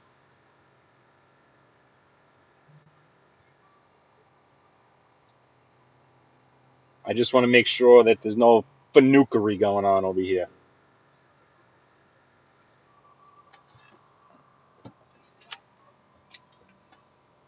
Yeah, Sunshine, I've never been up to Canada, but I've been up to Vermont, up to the border many, many, many, many, many times. And I've heard a ton of great things about Canada. I hear it's beautiful. I really hear it's beautiful.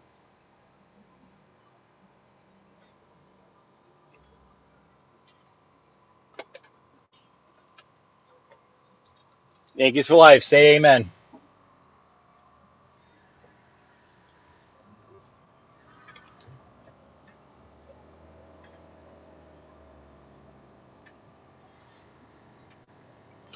Oh, look at his little.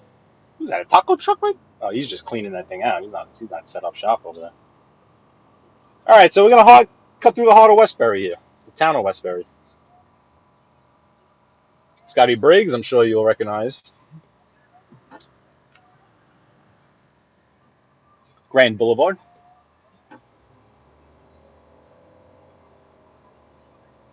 You're welcome, Yankees 5.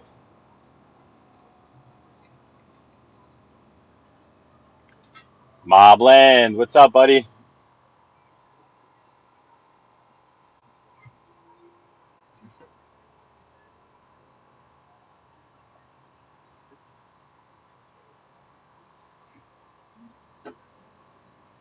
Did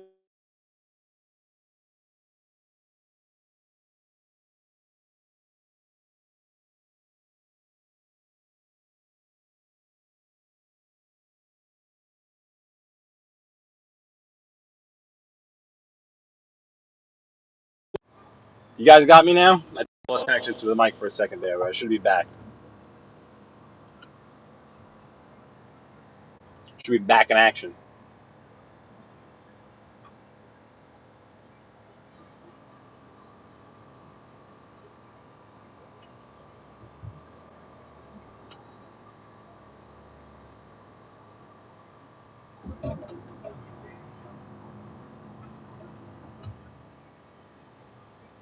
Okay, so we're actually coming up to borderline Roosevelt, which Roosevelt's a rough town. Let me tell you something. Roosevelt's not an easy town.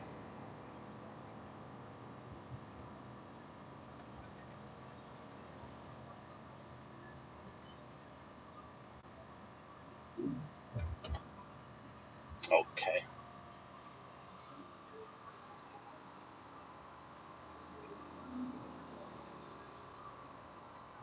Yeah, cuz, what's up with that? And thanks, cuz. We're good with that, right, cuz?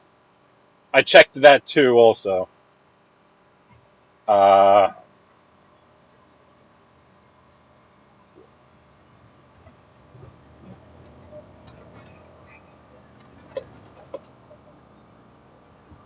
I know, Yankees for life. I mean, you know what? That's the style of baseball they play, though. They're when they look good, they look good. They're like the epitome. They're like A-Rod in the team. You know, when A-Rod looked good, he looked good, and when he looked bad, he looked bad. Or like Jorge Posada. When he looked good, he looked good, or when he looked bad, he looked bad. That's the Yankees. They're very. I mean, on paper, they're an unbelievable talent, but baseball, it don't matter what's on paper. But they're that type of team that's going to go up and down and up and down and up and down and up and but yet the pitching is what's scary. Like this guy Jameson, Jameson. What the hell? The guy that pitched yesterday. What the hell was his name? I'm thinking of Jameson Tyone. They got rid of Montgomery. They picked up this new kid from Oakland who we have wrapped up for a few years. You can't be. Yeah, you can't. You're right. You can't. You're right. If you're a legitimate, I don't think the '98 team lost 5 in a row. Tony the Night Owl. This is a beautiful area. This is now going towards Old Westbury. Um, yes, this is the suburbs. This is high tax district. Scott Brocious was the man. I was a third baseman growing up. I loved Scott Brocious. No one played that ball, that trickler up the line better than him. The barehanded up the line. Jericho Turnpike.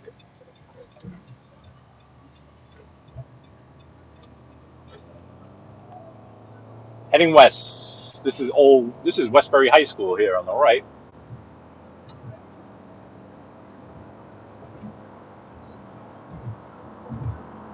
See you in a little bit, sunshine.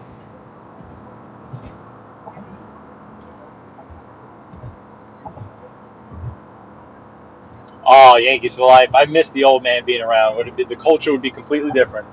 The culture of this organization would be completely different. Friggin' the manager would be either Tony La Russa or Buck Showalter. Be completely different. They were so concerned with changing their image from being that team that bought everything and bought everything and bought. Now no one says that about the Yankees, right? Because the Yankees have what, like the third highest payroll or the fourth highest payroll? I mean, no one says, oh, the Dodgers just buy everything. The Dodgers just buy everything. But yet, from 95 to basically 2002, that's all you heard about the Yankees. Was, oh, they just buy it. They just buy it. They just buy it. So I think once the old man was completely out of the picture, and once Hal took over, they really tried to just change their image to being that type of team that was going to home grow their players. They were not going to buy products.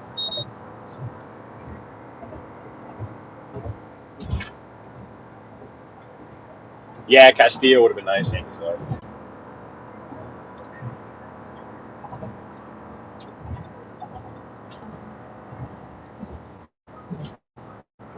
So this is here where Route 25 splits, Jericho Turnpike splits. We get Hillside Avenue here, which runs parallel to Jericho. Let's see, it's 3 o'clock. This is going to be a quick stop. It should be a fairly quick stop. Then I wonder how long it would take to get back to Maspeth. Yeah, this is the suburbs. This is definitely the burbs.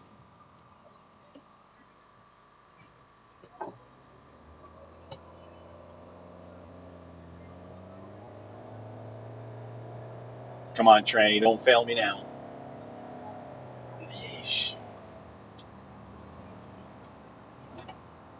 That must be why I'm getting all these bots in here. Keep talking about my tranny. East Williston.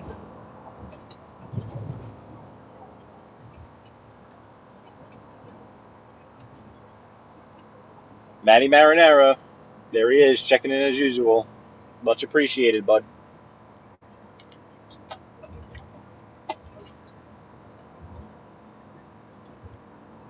Yeah, the Yankees, they just give me agita. I honestly, Yankees for life. As a Yankees fan, I watch the Mets more than I watch the Yankees because obviously they're on local television also. Just because I get such agita watching the Yankees, I'll wind up just having the Met game on, just watching the Mets. Because if they win or lose or whatever, I don't care. And they've always been an exciting team. Just chilling. What's up? That was a great commercial back there. What's up? What's up? What's up? That was a Super Bowl commercial, right? Was that Doritos? Or was it Budweiser? Maybe it was Budweiser. What's up?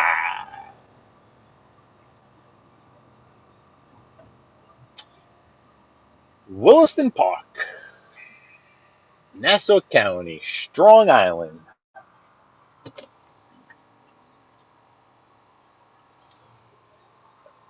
Just chilling. Who invited you, bro?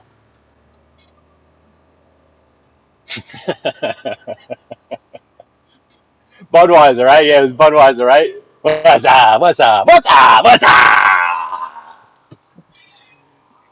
Yankees for life. Yankees for life. Where are you? Where are you? Where are you? Yankees for life. Yankees for life. Yankees for life. Skip. What's your favorite?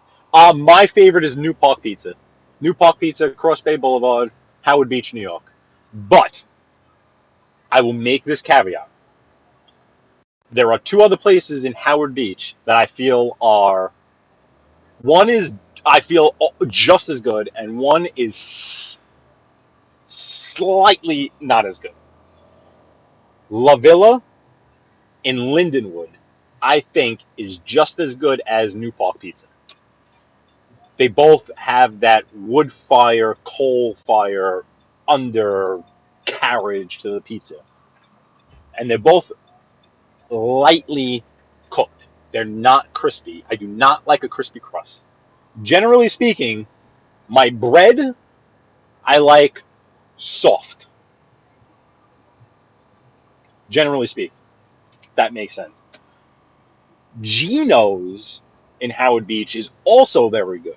But Geno's is more of your classic, salty, non-charred pizza pie. Well, I think what Portnoy calls a football pizza. right?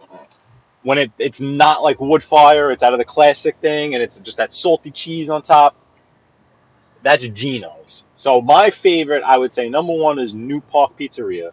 A very, very, very, very, very, very close second would be Geno's. Both of them are on Cross Bay Boulevard. I'm sorry. Well, yeah, both of them on Cross Bay Boulevard, Howard Beach. Lindenwood, New Park Pizza. Those are my three. New Park, La Villa, Geno's. Hope that answers your question.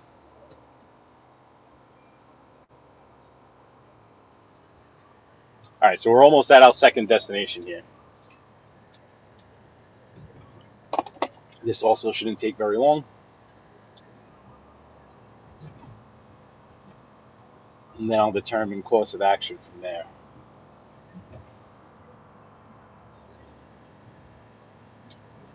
Alrighty then, here we are. I hope this doesn't take long. No, it looks like they're busy, so they won't keep me long.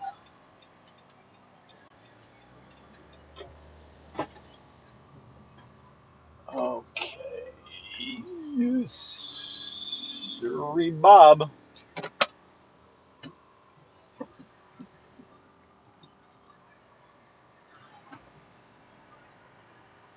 Okay.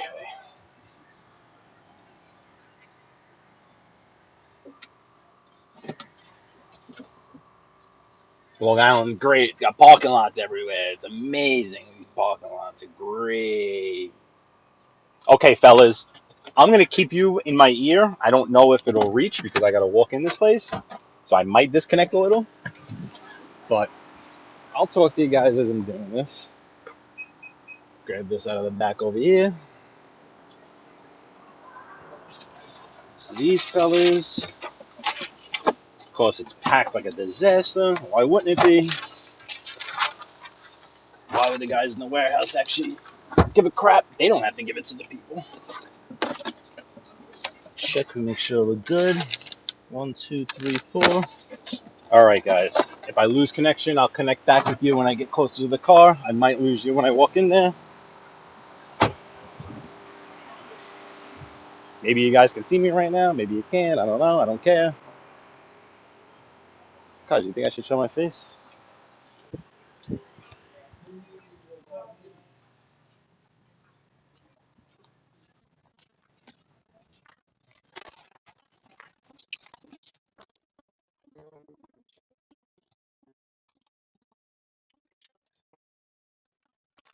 It's an order. 4 samples.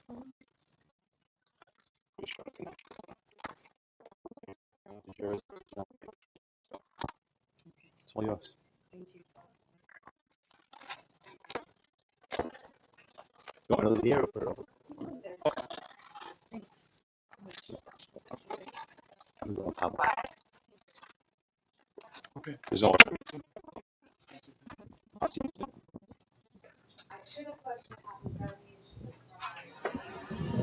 All right, guys, I'm coming back. Hopefully, I'm not disconnected.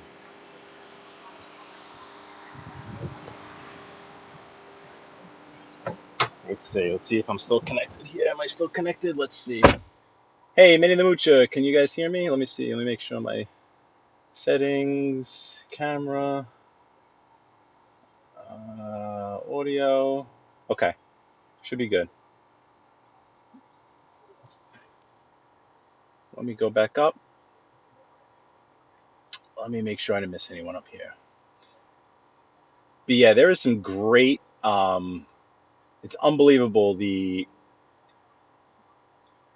pizza that's in Howard Beach. Let me see. I just want to make sure I didn't miss any good comments. I recall watching the series game with Brocious, and I worked over the LIE Rego Park to get donuts, and then walked back home. So you are a local, Scott Briggs. That's awesome. Yeah, George Stormbrenner was the man. It would have been nice to get Castillo, that's for sure. Let's see. Thank you, Maddie, for joining us. Appreciate it as always. Danny Stories. I don't remember Raleigh Fingers. Too young for him. I said trannies, pain like Bane. I said trannies.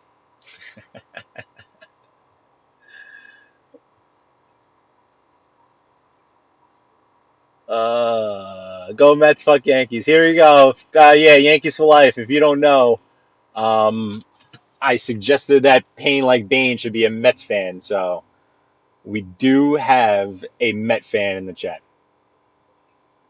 Thank you, Danny Story. Same to you. Thank you. Same to you. Keep your morning show going. Keep your comments coming. It's awesome.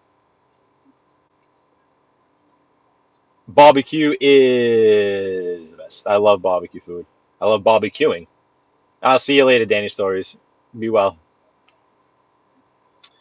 Moving along, moving along. Years ago, I had a bunch of Lenny's clam bars. They were great. Not sure how they closed.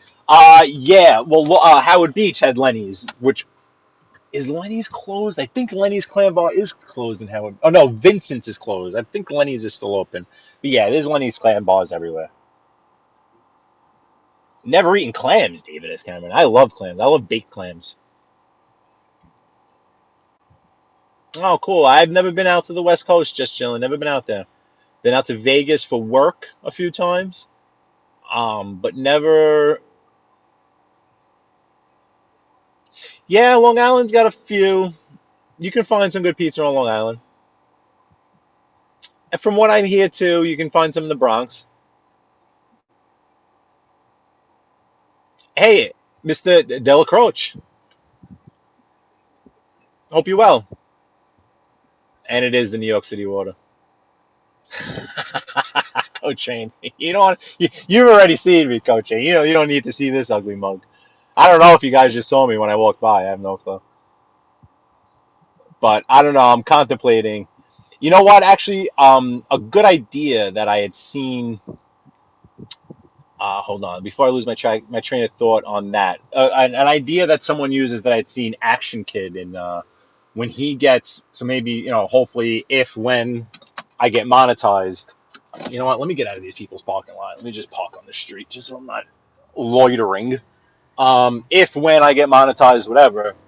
What he does is he does like a walking show of New York City. He shows the camera pointing outwards. But whenever he gets a super chat, he will answer the super chat showing his face. So like I think that's a nice idea. Like it's almost like you're not being rude. Like if someone sent you a super chat, he'll turn the camera on himself and he'll say, hey, thank you for that super chat, and he'll acknowledge the super chat showing his face.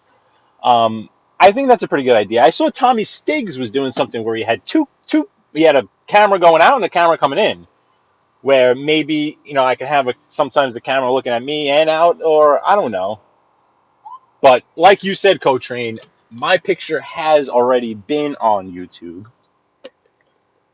So those of you that are extremely diligent, you already know what I look like. Like Coach Rain. He's already seen my ugly mug. Hey, Minnie, how are you? We only take cash. Minnie the Moocher, how are you? How are you? How are you? Fried clams good. Yep. I like baked clams a little more, but I like the fried clams. Hey, Hillbilly. Hillbilly whooped up 3 of them. Put respect on Mark name. Thank you, buddy. I am. I'm in the shade right now. Yo, cuz. I thought we were friends, cuz. Fucking Pedro grabbed Don Zimmer by the head. The guy was like 80 years old, threw him on the ground. That's like grabbing, Uncle Zio by the head and throwing him on the ground. What's that all about? Unbelievable. Yeah, I love seafood, Coach Train. And, you don't realize, New England, obviously, even, as New Yorkers, we're on the water here. You don't realize even, I notice it more like I reference back to my friend Kyle from Vermont, his kids, they're always like, oh, we want to go to the beach. Let's go to, you don't realize that most of the country is landlocked. Most of the country is not near the ocean. There's lakes and streams and rivers throughout the whole country. But in terms of the ocean, the Atlantic Ocean or the Pacific Ocean, you know, you need to be on the coast to be near the ocean. And I can understand people not being near the coast having like this apprehension of seafood. Where us, I'm on Long Island right now, so seafood is kind of second nature. Yeah, the Mets stink, pain like Bane. Skip, very important. Not everyone can have a channel. There are many that have a channel similar to yours, but they have no personal charisma, also no communication skills. In your case, you have skills. Edwin, thank you. I mean, I thank you. I don't know if you hear what I mentioned in my first couple of shows, but I had no intentions of even speaking. The first couple of lives that I did, I was down in Miami and in South Carolina, and I was just running the video, and I've come across other people in a similar genre, other people that do like dash cam video, and like I said, either they're like Mooney dash cam, where they're a set, plot, and they stick to a theme, and they tell you and they give you information, or they just drive and they don't speak. I've yet to come across someone that will go live, drive, and speak at the same time. Now, again, I have years and years and years of experience of driving people around, being a chauffeur, doing limo work. So driving and speaking is something that I do naturally. Um, I am Cuz will tell you, I don't want to say I'm shy, but I'm more on the shy side than the outgoing side. I'm an introverted person. I'm not a very very outgoing person. I don't speak a lot. Like when I'm out with my friends, I'm the guy that's just hanging, listening. I'm a great listener. I can listen. I don't speak a lot. I also feel like that sometimes people take that as me not having much to say. That was weird. So my transition just jumped. What was it that Mob Rat said to do? Hold on. Sorry. Let me try this. I'm on the brake. Let me hit the gas too. Let's see what happens.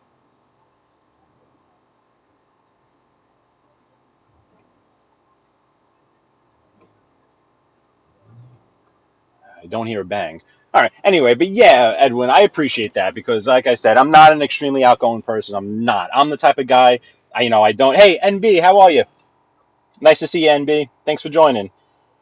Generally, even when I started first with helping out Joey and them, like how many times, Vinny would be like, oh, hop on, say hello, this, and that. And I'm like, nah, no, I don't want to. I don't want to talk. I have no desire to speak. I'm to myself person. I keep shit to myself. I keep stuff in.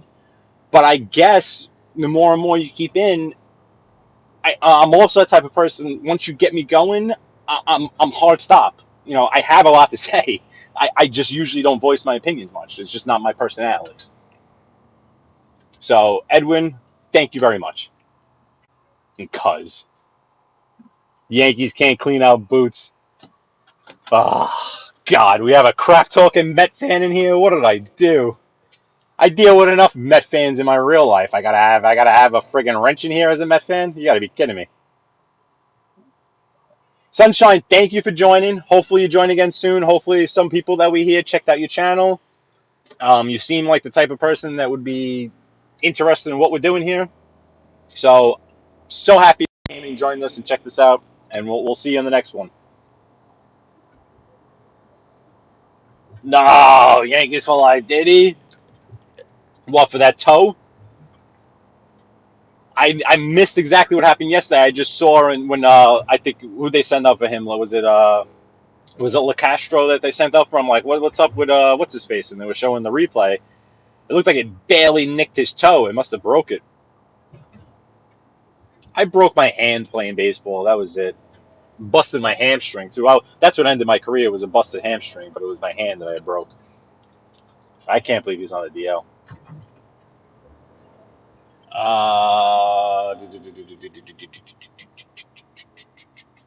Where am I going? It's a good question, right? Should I go to Maspeth? What do we got here? We got 18 folks. Just chilling. See you, man. Thanks for joining. All right. Let me hop down this side block for a minuto. Let me get out of here. catch my bearings and figure out what we're gonna do here, fellas and fellettes. All right, let me pull over here just 1 second. Let me pull over here just 1 second. Let me go through the rest of the chat, make sure I didn't miss anyone else. That's crazy, Yankees for life. They're helping this one on the DL. Yeah, and it was nice meeting you, Sunshine. Thank you. And just chilling. Thank you. Well, I'll catch you again later on this week. Yeah, Coach Rain, I know what you're talking about, and it was not great.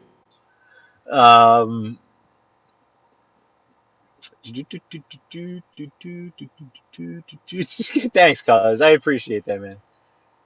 Yeah, Coach Rain, I know. It's a different mentality when you're landlocked as opposed to us. We're on the coast. And B, hope you're well.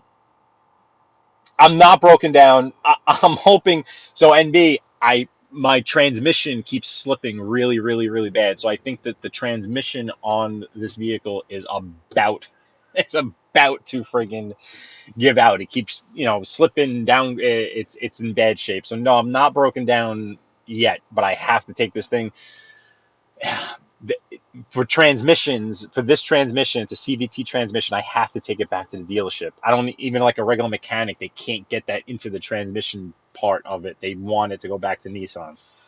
So no, I'm not broken down at the moment, NB, but I do have transmission issues.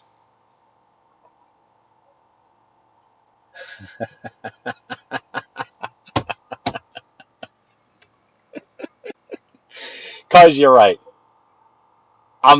you know me, cause I'm not like the type of person who are like, oh yeah, I want to get out there and talk to a million people. Like, I don't like people looking at me. Like, I feeling of people like folks looking at me. I'm an anxious fuck. Yeah, you're right. Uh, Chesapeake Bay, yeah.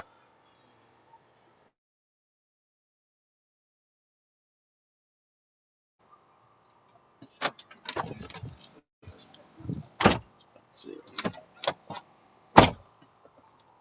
Freaking thing is annoying. I've been down to Chesapeake Bay a few times. Wow, I was really far off on these comments. And B, cousin Paulie.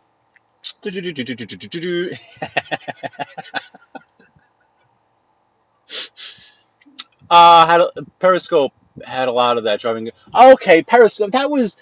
I remember when Periscope like first came out. Interesting. No, yeah, I'm okay, NB. Yeah, no, I'm okay for now. It's an issue with the vehicle where it's got to go back to the. Hopefully, I make it where I have to go. I had to make these stops for work. I mean, my boss was just like, yeah, go wherever you get broken down, call a tow truck, rent a car, and just we'll reimburse you. So they were like, yeah, just go until you break down. If it was my vehicle, my personal vehicle, I wouldn't do that. I would try to figure out what the hell's going on. But since it's a work car, and since my boss is like, hey, whatever, just go get, and if you break down, call a tow truck. So I'm good for now, NB. I'm in Nassau County, Williston Park, near Hillside Avenue. I'm good for now. Wow, I was way off with these comments. Way off. Okay, let me keep going. Minnie the Moocher, I'm pretty sure I said hi to you. Minnie?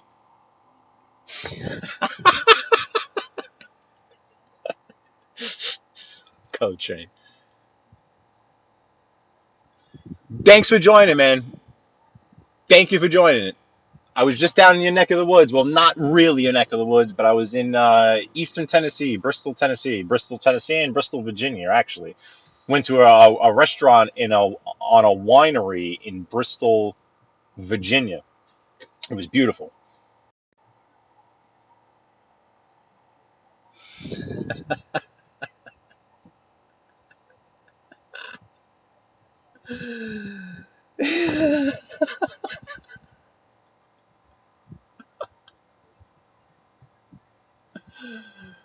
Oh man, oh man, oh man.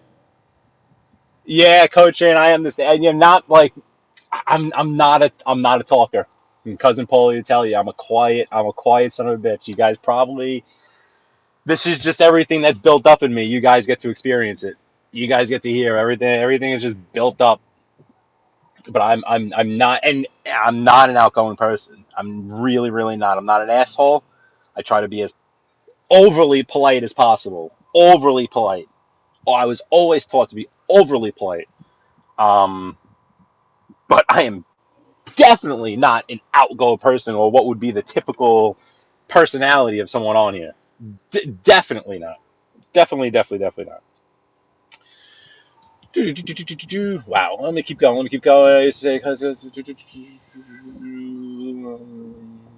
Hey, Carol Mahal. Hello, Carol Mahal. It is hot, Maddie. It's a scorcher.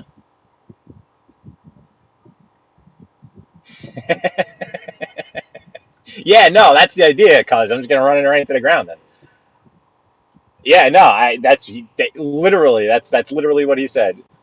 He said just go, get it to Nissan, get it towed or whatever if you got it, get it to Nissan, whatever. So hey, it is. I just it's hot as balls today. I don't want to get caught with no air conditioning, but David S. Cameron, thank you. I am an introvert, Co-Train. I am a friendly introvert. Okay, Edwin, go help your wife. Otherwise, you'll end up like me, sending her child support. Thank you, guys. Thank you, thank you, thank you. Yes, Coach. Yeah, cuz I went down to Philadelphia to go see cousin Paulie. I took my buddy with me, my buddy from Massapequa.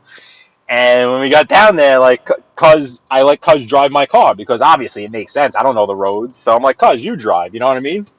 And I just hopped in the back seat, and my buddy stayed in the front seat. And cuz is looking at me. He's like, "What are you gonna?" And I'm like, whatever. I didn't want to ruffle any feathers. You know what I mean? Yeah, no, for sure. A lot of people when they first meet me, they think I'm an asshole, straight up. You know, I just, I know it. I just know they think I'm an asshole, just because I don't know. Like that. It just, I'm not overly outgoing, so I seem very reserved. I am very reserved, but once you get to know me, and once I get to know you, I mean, Cuz will tell you.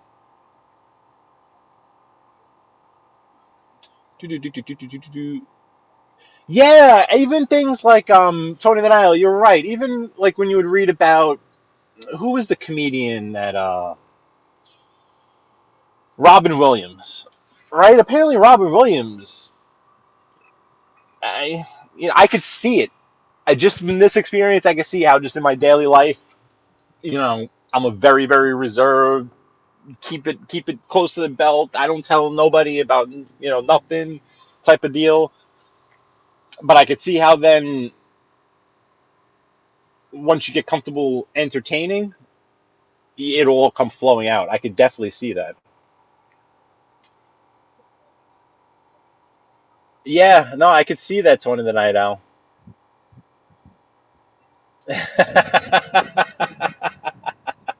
Yeah, cause you were giving him the tour of Philly. I know. I was see. I saw what was going on from the back. I knew what was going on back there. You know what I mean? Thank you, David S. Cameron. Hey, Oliver Sutton, what's up, buddy? Thank you, David. All right, fellas, what time is it? I'm asking you guys over in the UK. What time is it? It is 3:30 p.m. My nephew has a baseball game in Maspeth, Fresh Pond Road, at 6 p.m., which I would like to go see. It's their last game of the summer season. Do we have any of our friends live now at the moment? I don't think so, right? Do I still have open airwaves? I picked up a few subs. Thank you to the new subs out there. Thank you, thank you, thank you, thank you. I don't see anyone else on the airwaves.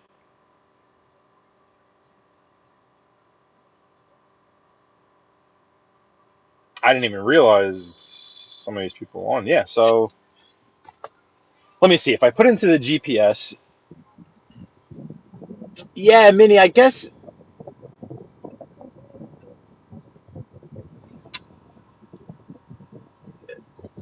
it, I feel like I'm not, right? I'm not alone in that, Vince. I'm not alone in that, I think. I feel like a lot of people are the way I am. Um, Joe Delamore answered that question. 2031. What the hell is that? I'm not a nurse and I've never been in the military, so I don't know what that is. I'm just kidding, Joe Delamore. Thank you. But yeah, that's basically me. I'm ah,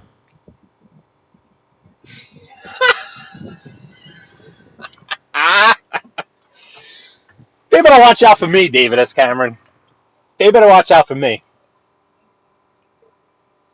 Those bananas.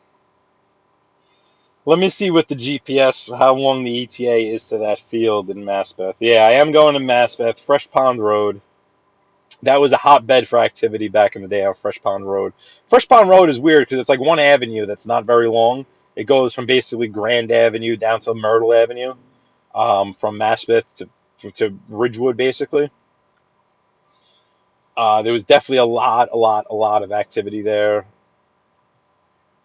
back in the day. I don't know the area very well, to be honest with you. Again, I'm a Brooklyn guy, but yeah, that's funny. That's so funny. Awesome. So the GPS to this field, 34 minutes. That's it?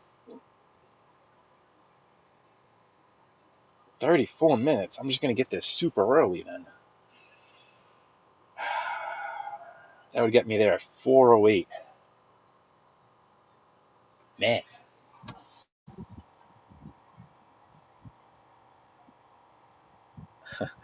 Not the people around me. I feel like they're thinking this guy, but yeah. Yeah, no, yeah, I understand that because people, you know how many people have told me, go into sales, be in sales, you have the personality for sales. I do not have the personality for sales. I do not have the type of personality that's going to tell someone to buy something that they don't know if they want to buy or not. Like if you tell me, nah, I don't really want to buy that, I'm gonna be like, all right.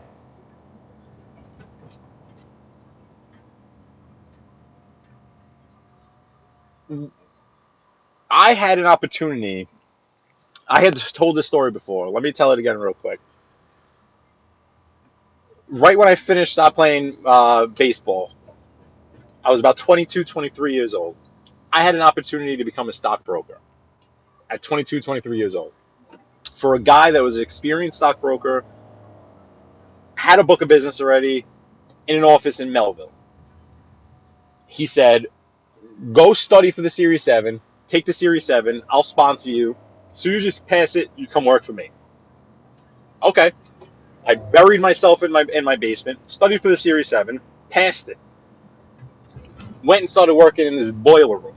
Now, I was working in a boiler room. I didn't know what a boiler room was.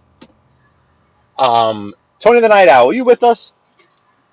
Check out these houses on this block. Tudor style houses, Tony the Night Owl, if you're with us. Let me go down this way. You'll love this block here in East Williston Park. Beautiful block here. So anyway, I took the Series 7, passed it, got an 84, I think. Started working for this guy in this boiler room. We were cold calling people all around the country, everywhere in the country, but not people in New York or any other major city. We were targeting people in the middle of the country that had a lot of money and were not savvy when it comes to investments. We were to call them and try to convince them to send us a check for $100,000. If I were able to succeed in that business, the gentleman that started around the same time I did, within a few months and now still to this day, is making anywhere between 30 and 50 grand a month. Now, I'm not going to lie to you. It makes me sick to know that I had that opportunity in my early 20s to make 30 to 50 grand a month and still be making 30 to 50 grand a month. This guy now lives in a mansion in Connecticut, has a Benz, a Range Rover, and I don't. I didn't have the personality to get on the phone there, and you were haggling people. You had to haggle people, hassle people, haggle people. You had to be a shark, and I just don't have that I don't have that personality. Yeah, sales. So, I gave it a try. I then gave it another shot. That was in just a classic boiler room. Guys, I'm gonna take my earbuds out for a minute.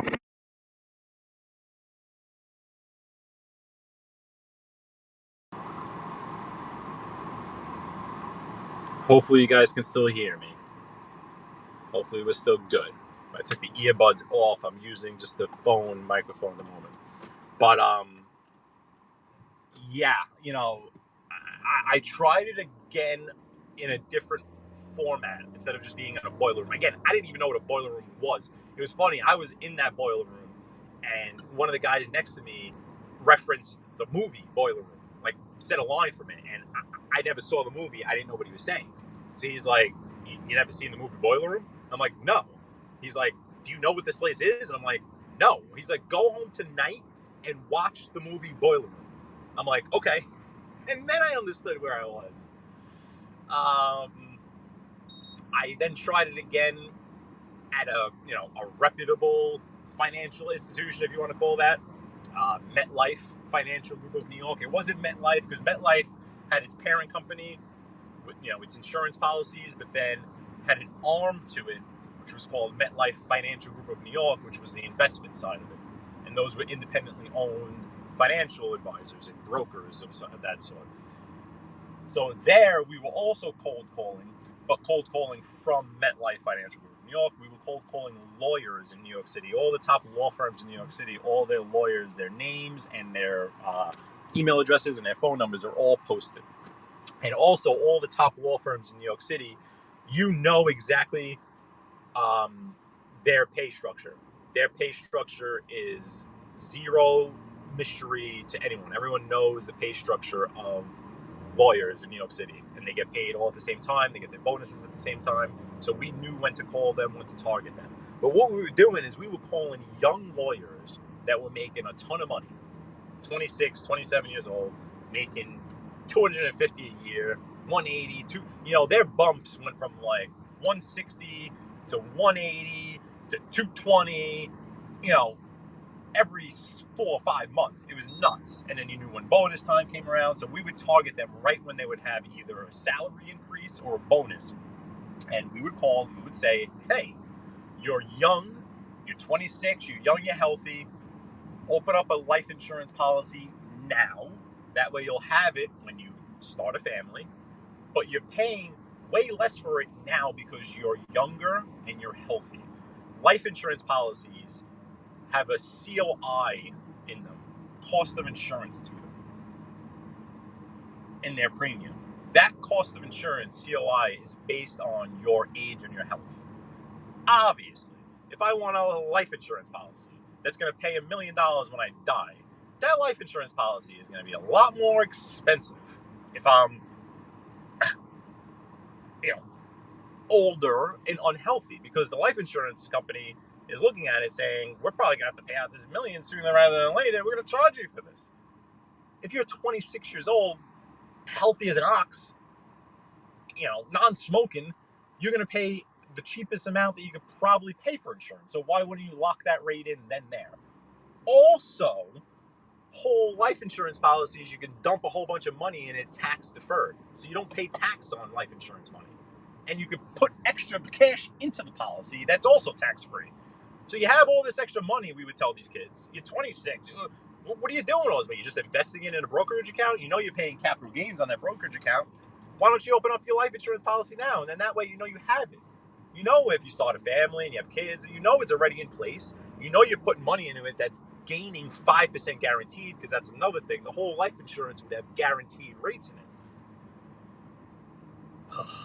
Getting stressed out just thinking about it. I can explain it. I just can't sell it. That's the thing. I can explain it. I can manage someone on how to sell it. But I just, if you don't want it, don't take it.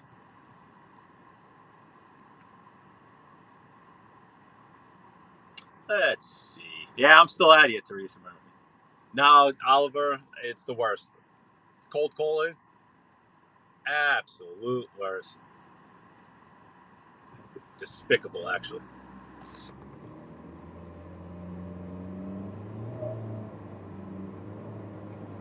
Alright, so am I gonna just go to Maspeth now? I'm gonna be super early. But I'll take you guys with me there now, I guess. Let's see. Take the LIE in. David S. Cameron, go check out some bananas. I guess, I know you were joking, David S. Cameron, but I guess that's where they were. It's not a film, David S. Cameron. I know you probably weren't talking to me. I'm that typical guy that there's so many movies I have not seen. There's so many TV shows I have not seen. I am just, I don't watch television so bad. And it's not like, oh, I hate it, I'll never watch it. FTV, it's the devil. No. I just don't. I don't. My buddy made me watch a show. It's called The Offer. This Offer, it's streaming on Paramount. Now, I don't have any streaming services, so that's why when I was at my buddy's place, he had put it on because he's got Paramount. So The Offer is a show, and it's about the making of the Godfather film. So you're actually watching that whole process of that film being made play out. From basically when the book is written, because the movie's based off a book, right? So from the time the book is written to the time that they start actually shooting the video, it's a fascinating story. Because the mob, better yet, Frank Sinatra, did not want the movie to be made because of the I don't want to give the whole story behind, but Joe Colombo is the one that freed the way for the movie to be made. There were wise guys that didn't want the movie to be made, and Frank Sinatra did not want the movie to be made because of the character that people thought was him. The writer claimed it was not Frank Sinatra. Frank Sinatra was like, no, that's definitely me. So Sinatra really, was instrumental in eventually them taking a lot of that character out of the movie, and also taking the word mafia out of the movie. And it was Sinatra used Joe Colombo as his go-between. So Joe Colombo, Italian American League Joe Colombo, right at the beginning of the making of this movie was when Joe Colombo, it coincided with Joe Colombo creating that Italian American society. It also coincided with Crazy Joe Gallo getting out and causing that beef.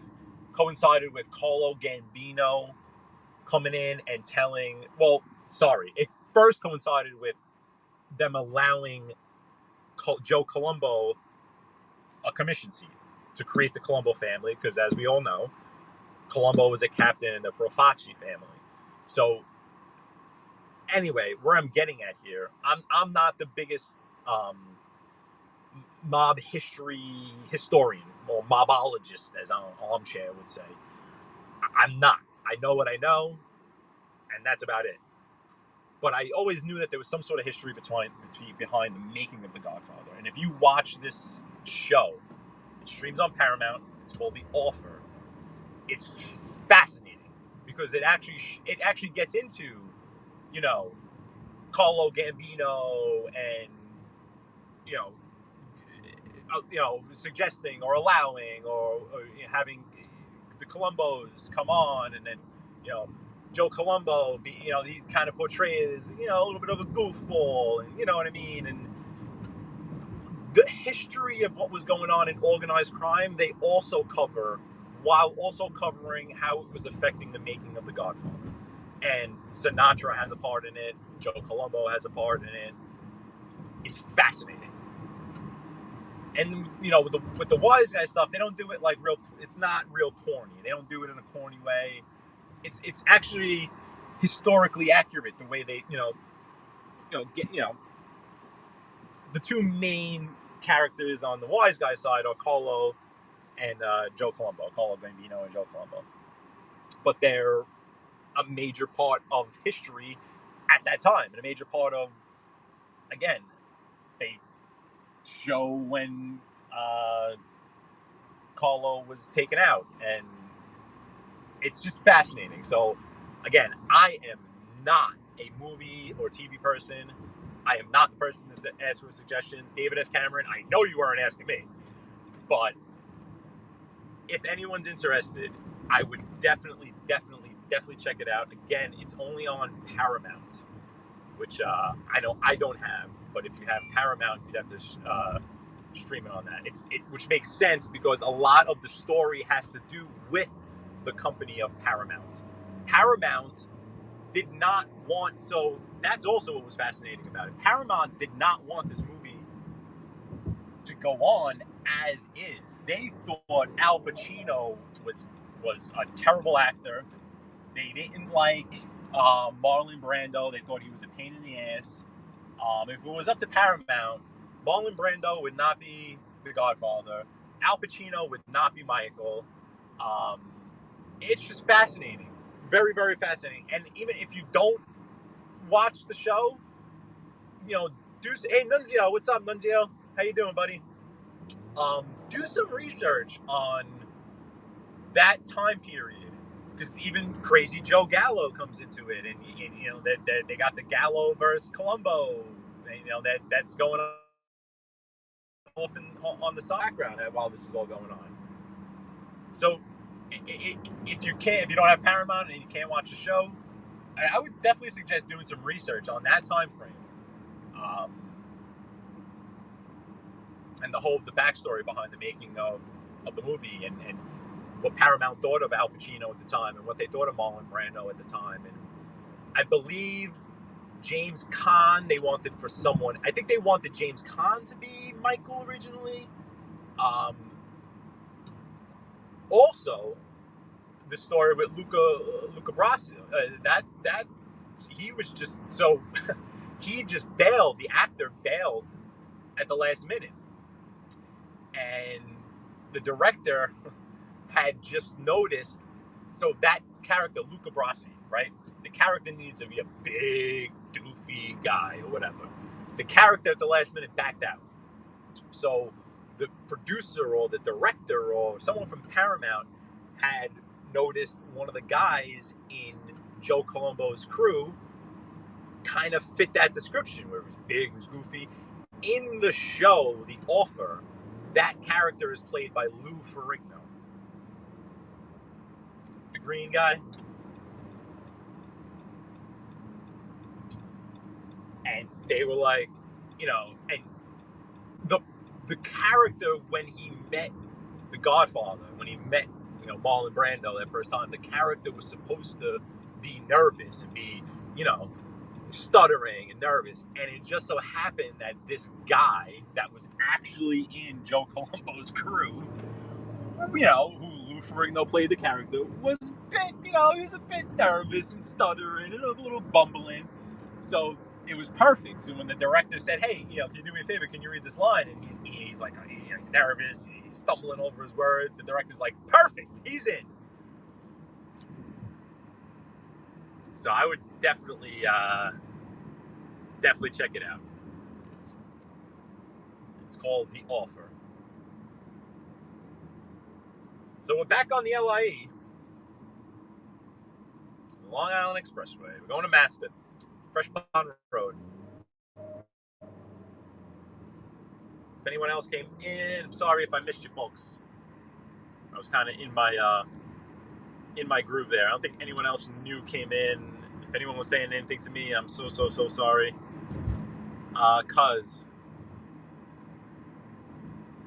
Yep, I'm just going to put this up. I'm not going to read it. I'm going to keep my eyes on the road. But I think you're saying, and then I see your last comment there, you're right. All the like if it was up to Paramount, the characters would all be played by different people. Like they did not want Pacino playing Michael. And like I said, James Caan was supposed to be someone else. Luca Brasi, that he was supposed to be someone. It was a crazy story. Okay, I did not know. But yeah, there's unbelievable. I was fascinated by it. I was fascinated watching the show.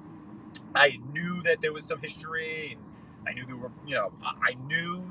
The one thing I did know is that they pulled the word mafia out of the movie. That I did remember that. I remember there being some there'd be some pushback, and I remember Sinatra having it. I didn't realize how intricately involved Sinatra was.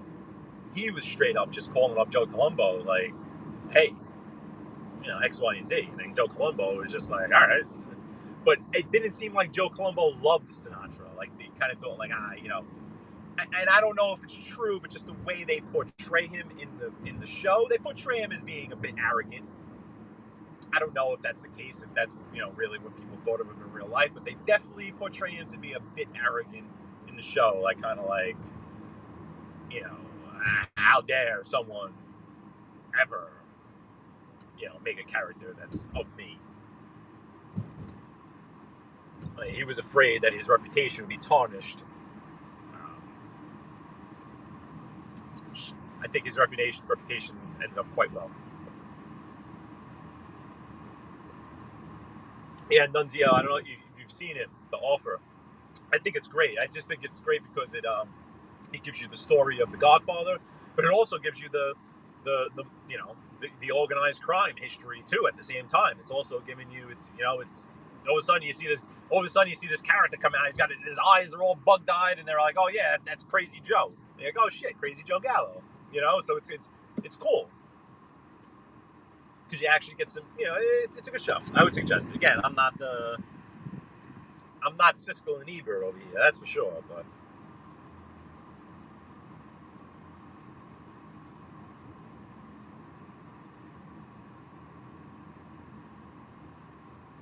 Oh, really? David is coming. Okay, Nunzio. Yeah, my buddy has got the Paramount app. That's why I was able to watch it over there. I'm terrible with all the streaming stuff. The only thing I have is Amazon Prime, but I don't have a smart TV. So I'd have to either watch it on the iPad or I don't know. So we're in Queens, Fresh Meadows.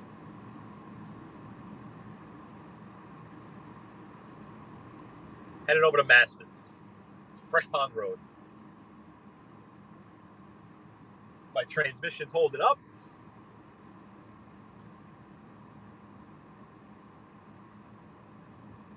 I'll be mad if it gives out. Going to this baseball game, I'll be kicking myself and not just going home. Yeah, Nuns, I know with that fire, I feel like I'm so behind. I'm just, Nuns, I'm not a TV person. I'm really not. I'll watch baseball on TV if not.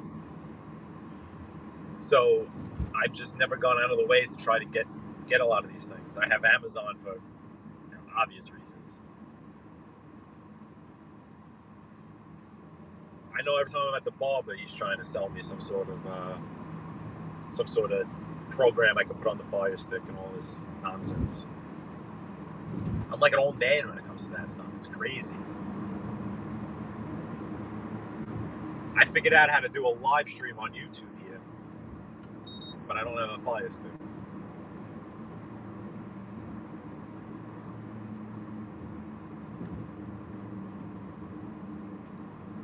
Hey, Aldo. I don't think I said hello to you, Aldo. How are you doing?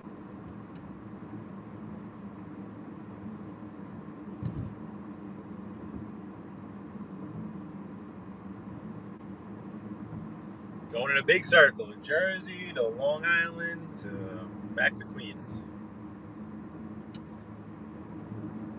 We're on the Long Island Expressway, heading west. Heading towards Maspeth. Fresh Pond Road. David S. Cameron, we're gonna go look for some bananas. We have another friend from Ireland. Hello, friend. How are you? Queens, Long Island Expressway. Heading over to Maspeth.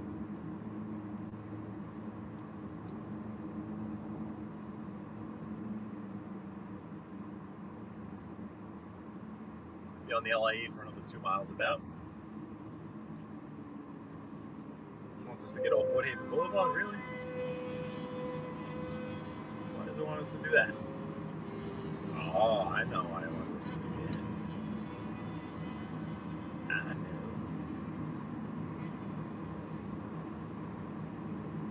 But I'm not gonna. I'm gonna stay on this.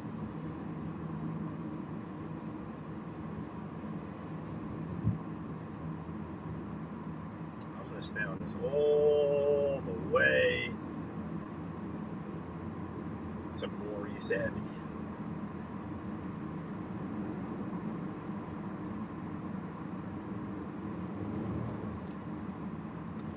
Oh man. Hopefully everyone can still hear me all right. My earpods are charging.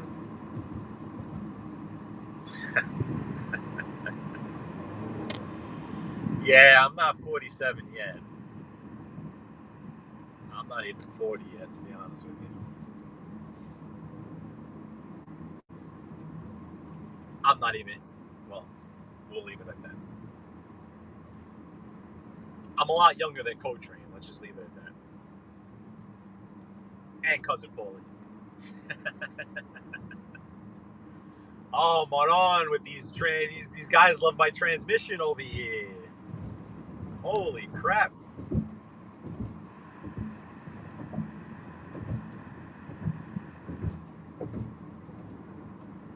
You keep mentioning my transmission. These fellas keep coming out of the woodworks.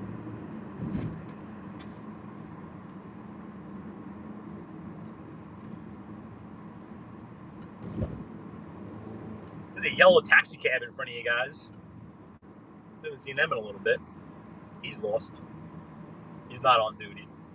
You can only operate yellow taxis in Manhattan. South of 125th.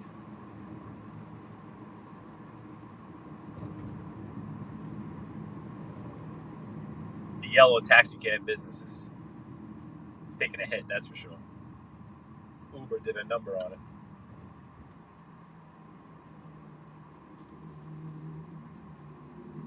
Oh, that's a great guy. That was a great guy.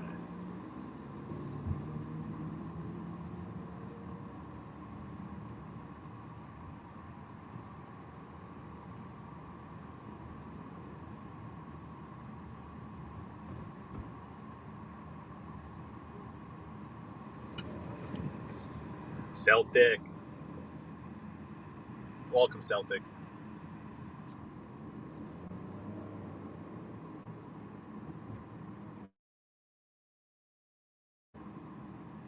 This is also known as Lefrak City.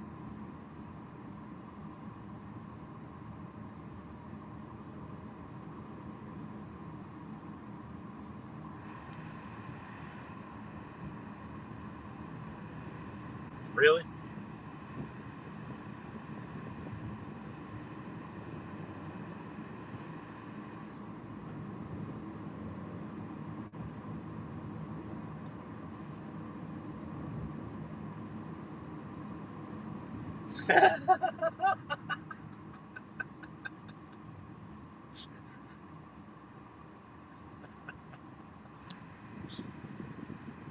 Oh, man, it's never easy. Never easy. Ranges. Wait. Oh, you guys are talking about that other football, huh? That non-American football? Is that what you folks are talking about over there?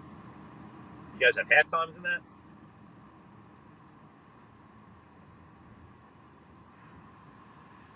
Rangers 1-0 up half time.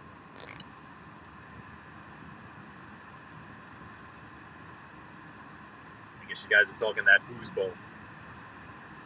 Hey, little MF.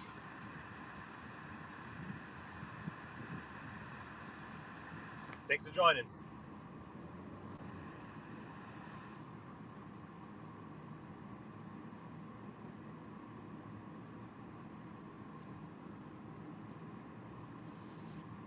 I'm gonna throw some defrost up front. I hope we don't fog up, but I think we need.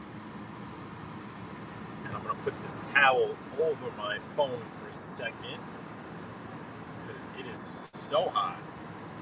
I don't want it to overheat. If we overheat, we're just gonna turn off. Scottish team in the league championship. Okay. Sons of Italy, how are you, Sons of Italy? Sons of Italy. I remember a few weeks ago, Sons of Italy. A few weeks ago, I think I was driving in a live. You were in the chat, and it was a typical situation. I think I was on the highway or whatever, and I kept seeing that you were posting something about a show. I couldn't, it was just bad timing where I couldn't actually read what you were posting.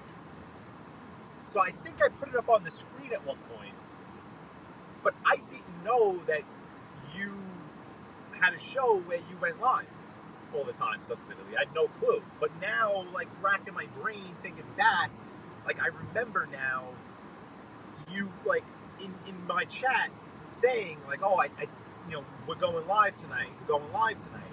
I didn't know what was going on. I couldn't really read it, but anyway. If anyone would like to check out Sons of Italy, he goes live at night. So I'm sorry, Sons, I didn't know what was going on at the time when you were. I think it might have been like maybe the first time you were going live or whatever, and you were trying to tell people in the chat, and I didn't know what was going on, and I was like, oh, cool, whatever. If I would have known, if we were on the street, if I was pulled over, if I could actually read it, if I would have known what you were saying, like, hey, I'm going live tonight, I would have, made it a little more obvious to the audience. So hopefully you accept my apology, and all the best to you on your show. But I just wanted to let you know that. I do remember that day.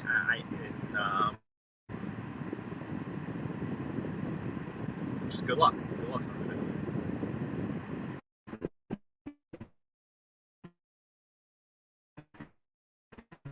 So I thought, I didn't know. Thank you, Sons of Italy. I think at that time there was a lot of moving parts in the genre, if you know what I mean. So, I didn't know. I know, Coach Rain. I really need to figure it out. I'm forgetting customer orders. I really need to figure it out. But Sons of Italy, all the best to you, sir.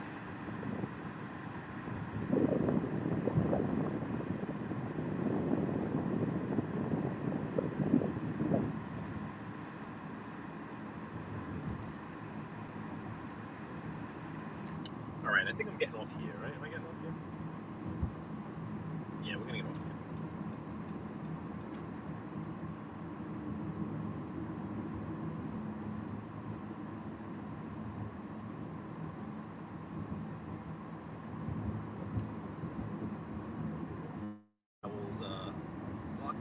We got some shade here, so I'm gonna pull this off.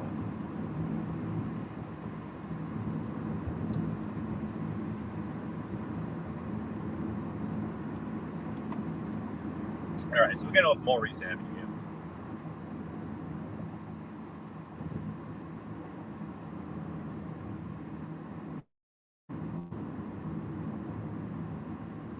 Maybe what I'll do is, since I'm real early, maybe I'll just take you up and down Fresh Pond Road one time. That way you can see it. Because I'm sure Fresh Pond Road is a road you would have heard. Thank you, Sons of Italy. If you're talking to me, thank you. I appreciate it. Really do. And same here, obviously. You are extremely intelligent man. If you ever feel the urge, if anyone ever feels the urge, like they want to come on and say what's up, just let me know. I'll pull over and I'll put the chat and I'll put the link in there. You might have to say it a few times, though, obviously, because I'm not looking at the chat all the time. So if you just pester me if that's the case.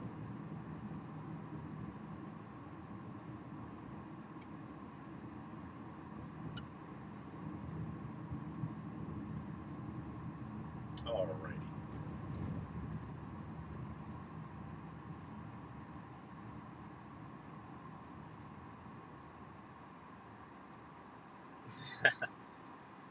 Yeah, I've gotten used to traffic, and it is what it is. How you doing? Little MFer? Hope you're well. Did I just see Tiendo go on? I did. Mr. Tiendo is on. And David, I can do that. I'll do that for you in a second, David S. Cameron, okay? I think Tiendo's on, so I'll probably end it very soon anyway. I'll take you over to just a couple more minutes towards Fresh Pond Road, and then I'll let Tiendo do his thing. But let me grab that link for you, David S. Cameron.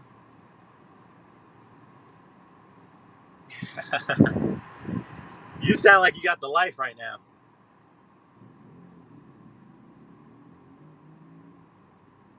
You sound like you got it good, my friend.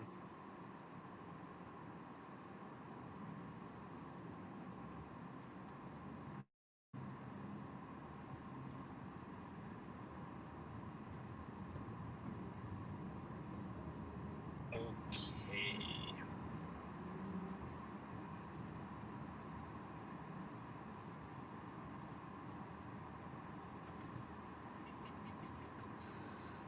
Good old Mastiff. Gotta love Mastiff.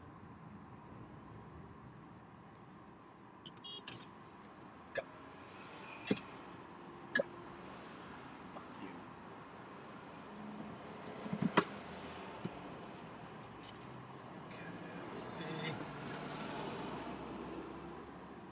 Copy. Okay. My channel. Okay. All right. So you guys can find Sons of Italy.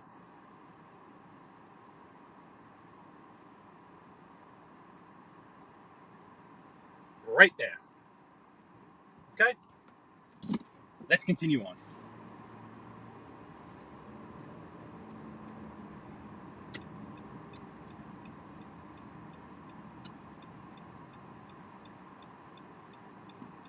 Ooh, I gotta plug my phone in.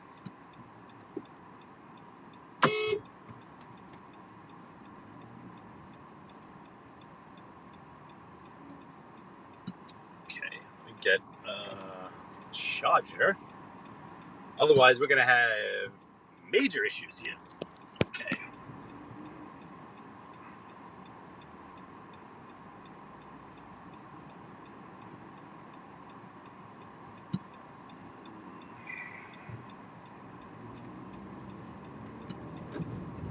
Want to go down that other block, but we can go this way too. Look at all these pigeons. You guys see pigeons fight like over a piece of bread like that before? Mod on. I hate it back here. I really do.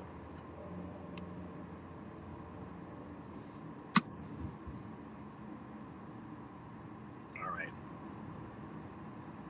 So this is Maspeth, the industrial part of Maspeth.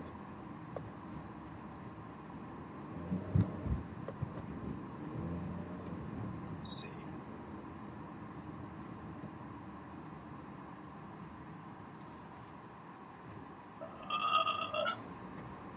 Get over to Fresh Pond Road, and then I'll get off so that we can all go listen to Tiendo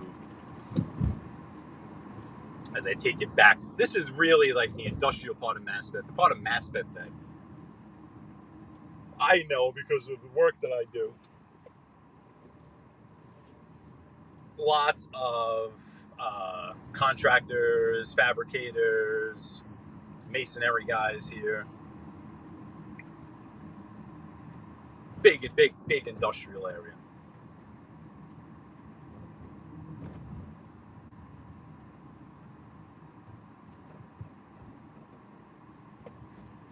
Cuz, you saying something, Cuz? Let me check it out as soon as I can when I pull over.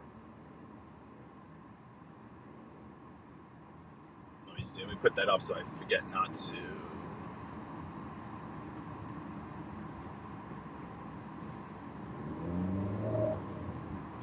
Okay, it's going to Fresh Pond Road.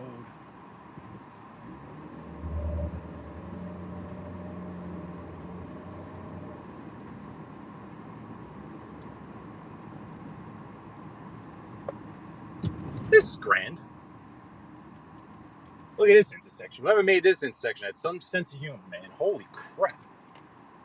How the hell are you supposed to see both sides here? Unbelievable. Sorry, I'll stop whining pain like Bane. I know you guys don't want to hear a whining New Yorker. A whining New Yorker. But on. These love chats love me. They really do.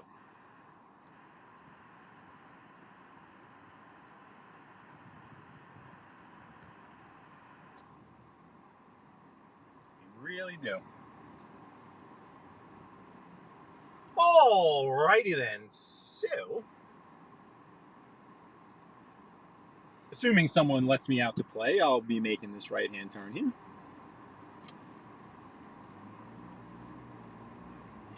You're not going anywhere, fella. You're just not. Okay.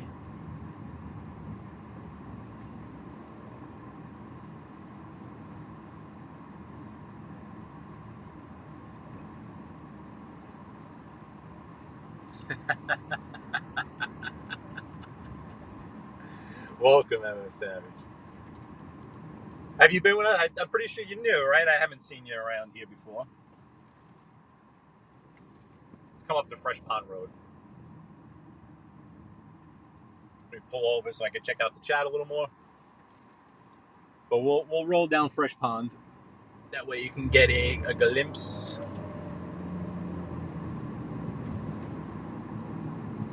Oh, so this is where they're playing right here. That's the play. Oh, this is the field right here. Yeah, it's super early. They're not here yet.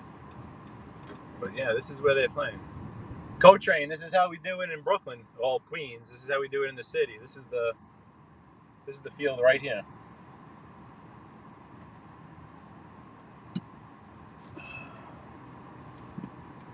Oh, wait a second. My nephew is... Oh, no. Wow, that's the same exact vehicle. I thought they were here already. Yeah, no, they're not here yet.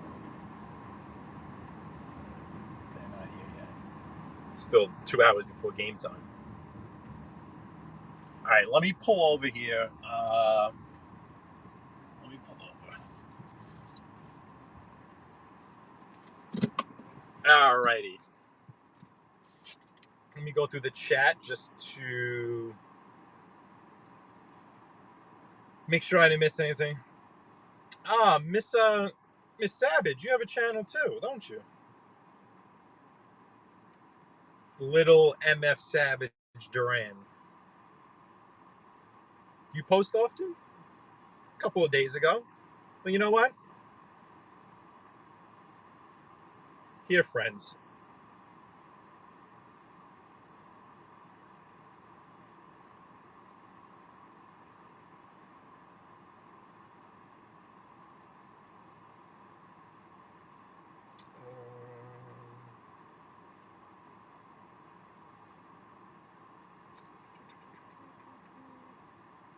Let's see. I just want to make sure I'm not missing anything in here. So I drop that link. Yeah. Nuns. Pain like Bean dropping his link. All of a sudden. Skip on. Cat's comment list for me.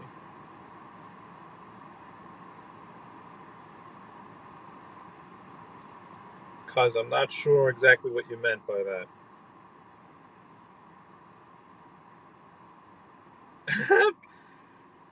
David and Adama. Oh, you two are funny. I love the both of you, David and Adama.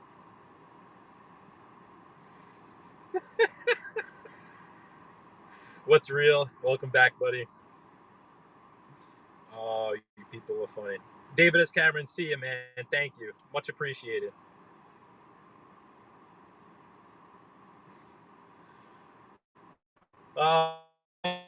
David S. Cameron. You guys are great. So, where's this comment here? Let me see. I see the don't be cheeky.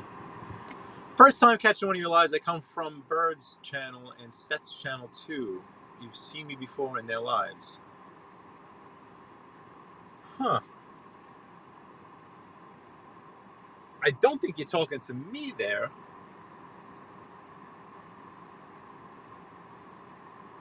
I gotta get myself up before I can do lives and make people post. Well, Savage, I'll drop your link here. If any of you guys here want to check it out, you can check her out. See what you think.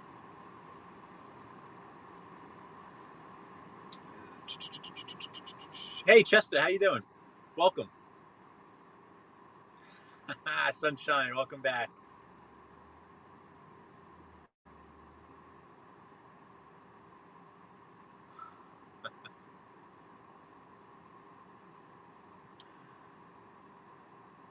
Oh, man.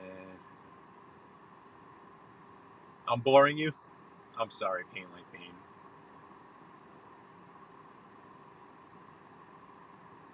So we are in, we're in Maspeth. We're at our destination, basically. I'm at this field way too early. We're in Maspeth, Queens. And hello, Chester. I thought I was boring, Pain Like Pain. I thought I was like watching paint dry.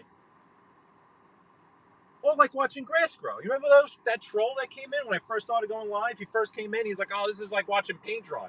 And then he was like, oh, like this is watching grass grow. And I'm like, bro, does that mean I'm getting better? If I went from watching grass grow to watching paint dry, that's getting better, no? Because watching grass grow is brutal. But watching paint dry is not as bad, right? I mean, you can see it dry. It only takes hours, no? Nunzio, I will, nuns. Nuns. Where are you, nuns?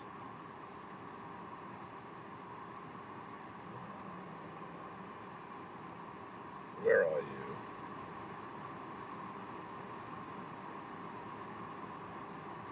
Unbelievable, Pain Like Bane. You're unbelievable.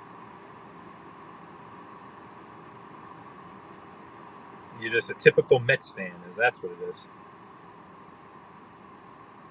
Mets fan.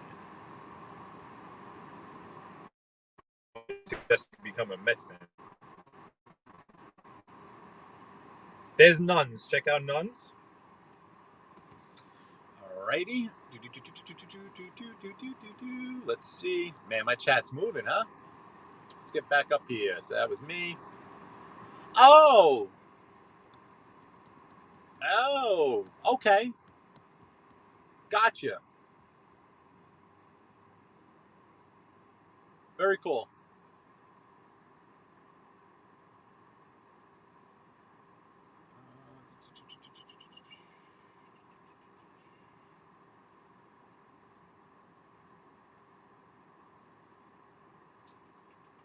Subscribe to Pain Like Bane, even though he makes fun of me.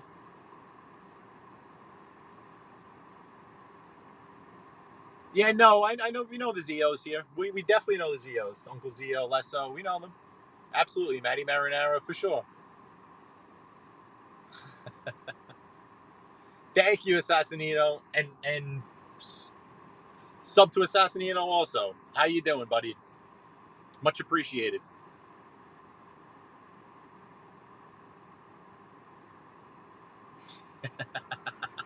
No, golf. Golf's awesome. I enjoy watching golf on TV. How crazy is that? How crazy is that? I could actually sit there and watch golf on television. How nuts is that? Yeah, Sunshine Assassino's good people. Just saying. Where's Claudio Perry? I need a good people just saying.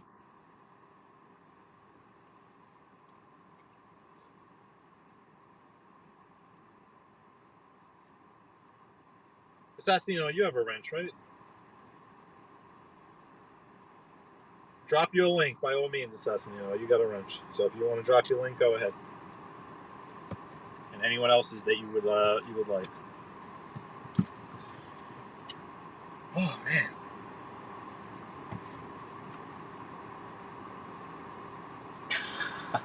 that Assassinino, you do?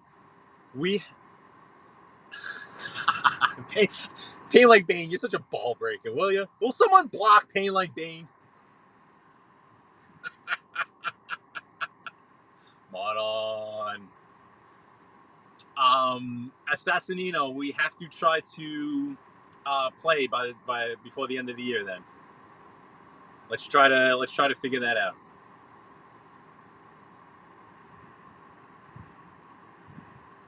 Let's try to figure out a way to play.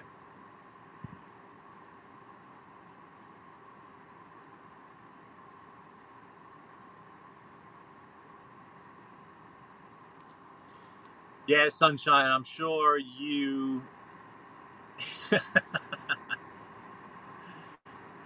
You know what's funny is that, okay, you guys must have got him already, right? Because I don't think I can hit him here. Yeah, you guys must have knocked him out already.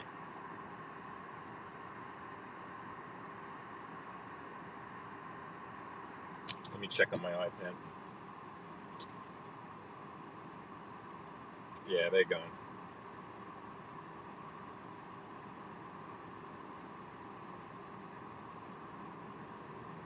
Yeah, Assassinino, let's try to do that. I used to play all the time with my ex-father-in-law. We played constantly. He was obsessed with the sport, and he got me into it. I was a baseball player. I didn't give a crap about golf, but he was obsessed with it. So we started playing, and we played a lot, and we would go away, and we would play for like a week straight, 6 rounds in a row, crazy stuff like that.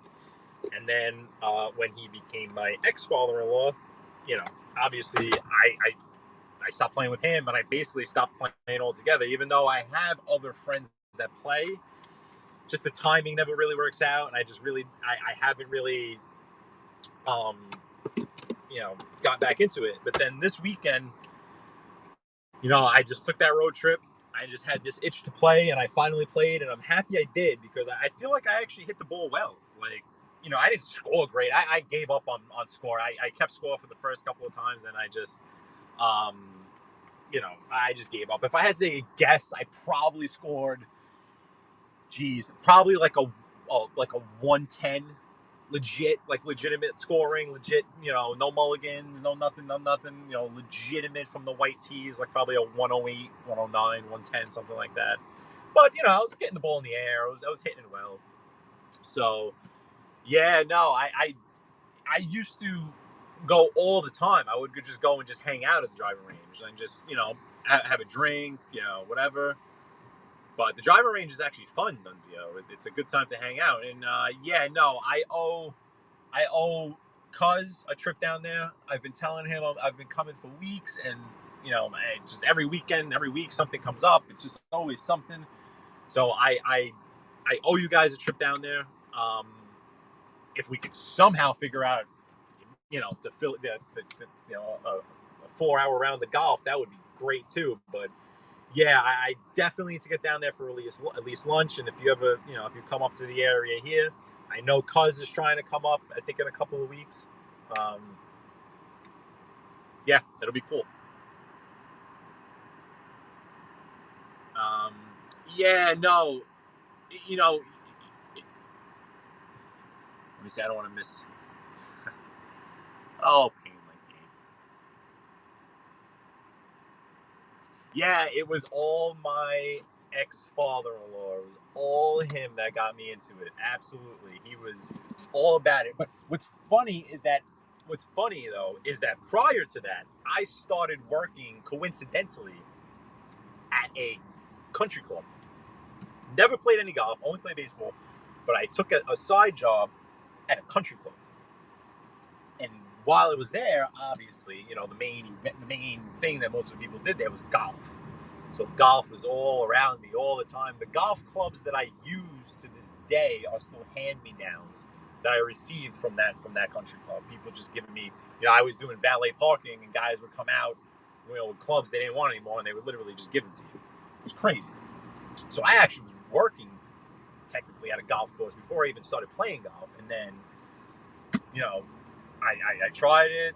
I had that typical baseball swing where everything was a slice left to right. It was disgusting, but we got into it, and it's fun. When you're really into it, but it's expensive as all hell, and you need a lot of time. You need a lot of time. We would go when we were going religiously. We were religiously going every Saturday and Sunday morning from Memorial Day to Labor Day, religiously. But we were leaving the house at like 6 a.m., 6:30 a.m. This is Fresh Pond Road, by the way. I'm taking you guys up Fresh Pond Road. Fresh Pond Road, Maspeth. We'll just go up and down at one time, then I'll go back up to that baseball field. Just so you guys can see Fresh Pond. We would leave at 7 a.m., but we would be back home by like noon. 11 o'clock, noon.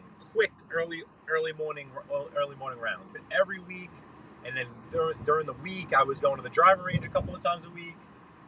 You have to play a lot. You have to get that muscle memory. You have to get to the point where you have that muscle memory where when you stand over that ball, your muscles are just going to do the work for you. You're just thinking, simple thoughts, simple, keep my grip loose, where am I aiming? Simple things like that. But really, your muscle memory is what's going to take you through the swing.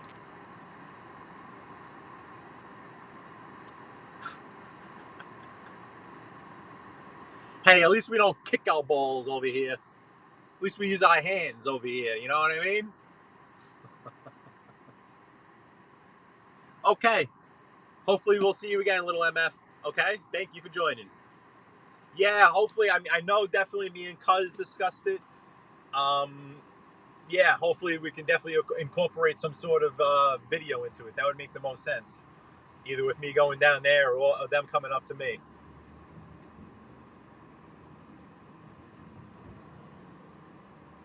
Rosa's Pizza. I think this is a famous place. Rosa's Pizza.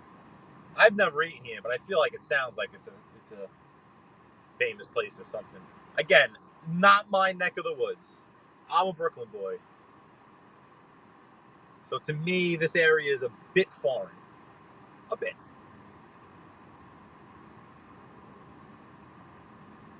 I know Fresh Pond Road isn't a very long avenue. I can know that. It goes from basically where we got on it, just a couple of more miles.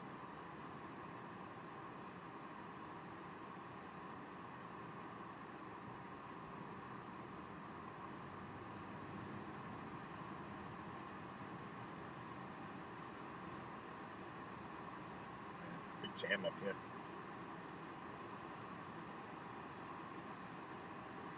Open enrollment. Ugh, health insurance? Jeez. Oh, Topgolf. I've never been to Topgolf. But I hear they're really cool. They're basically driving ranges that are, they're almost a bar or pub mixed in with a driving range. Where you can go there and you can have a drink, have dinner. Yep, and then there's the old school places. There's plenty of those. Where is Cousin Paulie? He was around.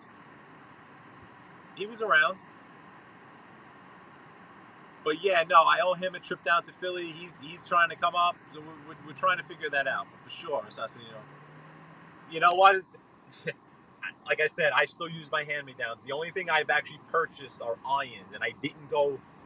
I took the advice of him. He said, "Why don't you buy a cheap pair now, and then once you actually get good, then go and get like fitted for a proper set and the whole 9 yards." So I went and I bought a set of irons, and like they're not anything crazy. I think they were around $699 or something like that, like $700, which is crazy.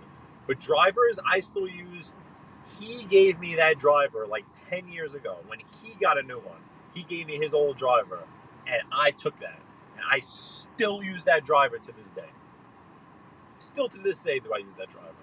I still use the pro at the golf club. He gave me his putter. I still use that putter to this day. So I have not really gone out and spent a lot of money on clubs, so to speak. All right, I'm getting off Fresh Pond, guys. But that's Fresh Pond Road. I've had enough of it. Way too much traffic on that road right now. So I'm gonna probably whip around the block, and then I'll end it. Wow, coming up on 3 hours. Wow. Okay, yeah. I'm gonna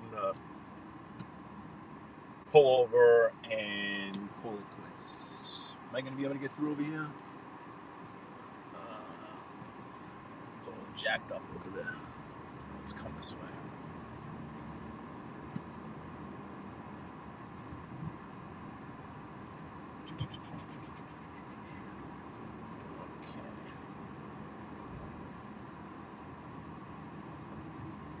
Whip around this block over here. It's my buddy's block. I know someone that lives over here.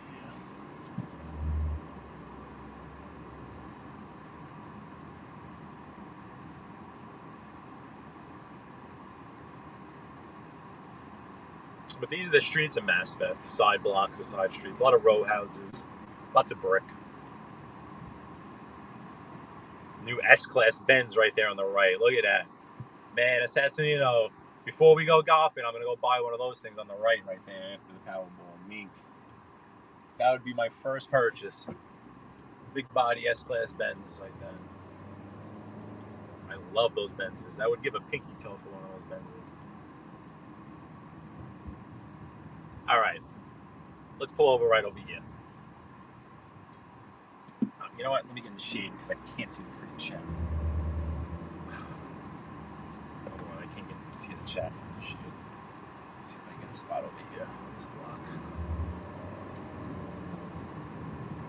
Well, my transmission's holding up. Is this a spot? No, it's a pump. That's a pump. All right, this spot's up here. Perfect, right at the corner of Fresh Pond. So I end it right on the corner of Fresh Pond. I'll pull it over here.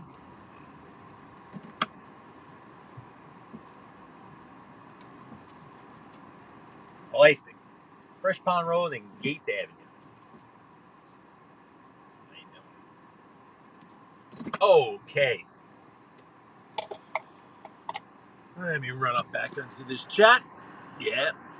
And see what's up. But guys, everyone, this was awesome. This was very cool. Please hit the like on the way out. That would be awesome. Amen to you, my friend. Yeah, no, I feel you on that, Assassin. You know, early is prime time. That's the prime. Get out there early. Yeah, muscle memory, just like with baseball and golf. You know, the less you think, the better off you are. The more you think, the more you get in your head, the worse it is. So the more that you can kind of just let your muscles do what they know what to do, you're better off because your head only gets in the way. Right? Use your hands. Cousin Paulie is an awesome human being. Cousin Paulie is cream of the crop. Cousin Paulie is a gentleman. Yeah, Vegas. I've only been once, only for a couple of days, but that would be cool. I wish I could live like that's the climate I want to live in. I need warm weather, man. Yeah, Rose's Pizza. That's popular, no? That's like I feel like everyone in this genre has probably heard of Rose's Pizza. I didn't even know it was there, but it's an old pizza shop, and I know I've heard of it. So.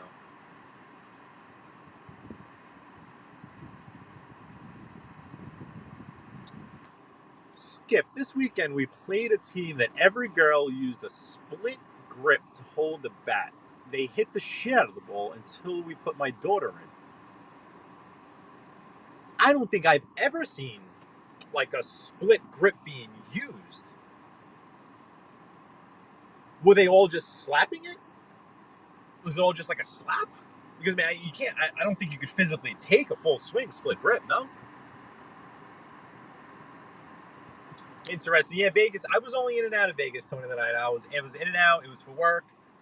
Didn't really leave. I was at the Aria or Aria Hotel. Not sure how you pronounce it. It was brand new at the time, but I didn't really leave it much. It seemed like an unbelievable atmosphere. I know I would like the weather.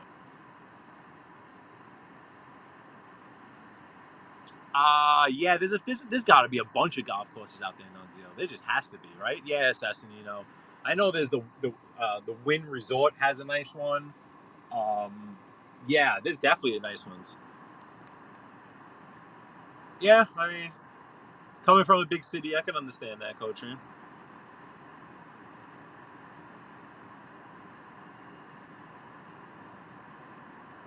Yep. Mobland, how you doing, bud? About to wrap it up now, but thank you, buddy. We're in Maspeth, looking at Fresh Pond Road in front of us. Mobland's always a pleasure. Yep. Yankees for life. Thank you, everyone. Let me just make sure I get to the bottom here before we end this. I want to make sure I don't miss anyone. Oh, you guys are talking a different language. I don't know what you're talking about over there. You guys are talking that old world language there. Thank you, Tony. Always a pleasure. Thank you, Yankees for life. Yep. Please subscribe if you haven't. Thank you. Yeah, Coach Shane. I couldn't even keep it under 3 hours. Oh, God. Oh, well. Thank you, Payne. Appreciate it. Cousin Paulie, there he is, my man. Cuz, it's all good, buddy. Nope, alrighty. It prevents you from rolling the wrist, I guess. Don't you want to roll the wrist at follow through, though? I was always taught at contact you wanted one palm up, one palm down, right? At contact? And then roll after contact? That's what I thought.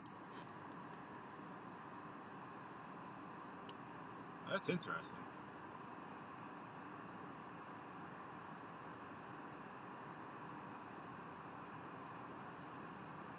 Yeah, yep. That'll boy, Yankees for life. Thank you, Payne. I appreciate it, man. Thank you. That's pretty long. None do you play? Usually only a player would throw out a term like that. Have a great day, Assassinino. Thank you. Thank you, Tony the Night Owl. Yep, please sub to Pain Like Bane, even though he's a pain in the you-know-what. Oh, cool. Well, if I make it out there, you'll know about it, Nuns, for sure.